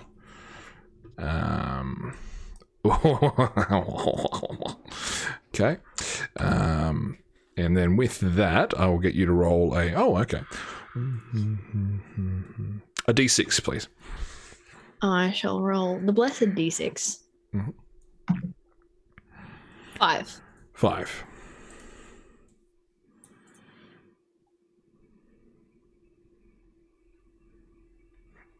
Okay. So you also find a very well-crafted wooden wand. Oh. A wand. This is all shit that Jin is definitely keeping. Please and thank you. Alrighty. Cool This is really just pushing me towards actually going for that whole, like, maybe just specking towards wizard shit now. Fuck's sake. Like, I was considering it, and now I'm just like, yeah, I kind of want a multi-class now. Multi-class? Yeah. All right, cool. And that's all that appears to be in this chest.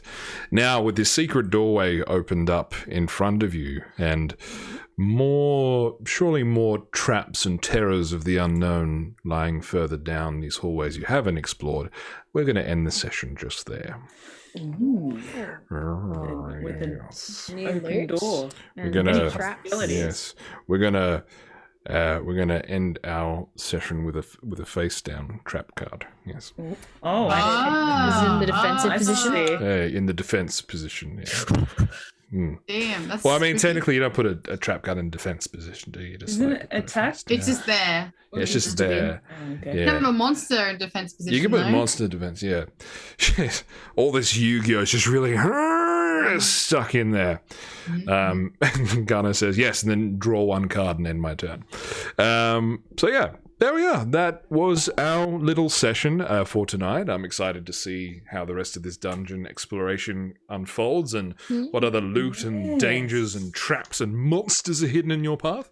Mystery. But How am I gonna wear winged boots and like winter boots at the same time? Like, what are you doing to me? You good can't. scrub. That's One on how. each foot. Surely. one on each foot. So you got half the powers of both. Yeah. Oh. Yes. One in the air, one on the ground. Yes, exactly right. It'd be like a really, really awkward, like watching someone like try and take a step on something that's not there, and the other boot just like hits the ground. So they're just like constantly like stepping up onto something that doesn't exist, and then just. I just hop. I hop. It's like that horrible weird feeling. You turn upside down, so like your right leg is like flying up in the air, you're sort of dangling underneath it. just hanging onto the boot. When you're talking about like always stepping up, it's like that horrible feeling when you think there's an extra step and you like fall But down. like You're just like, oh, shit. constantly when you're walking in a straight, like flat line.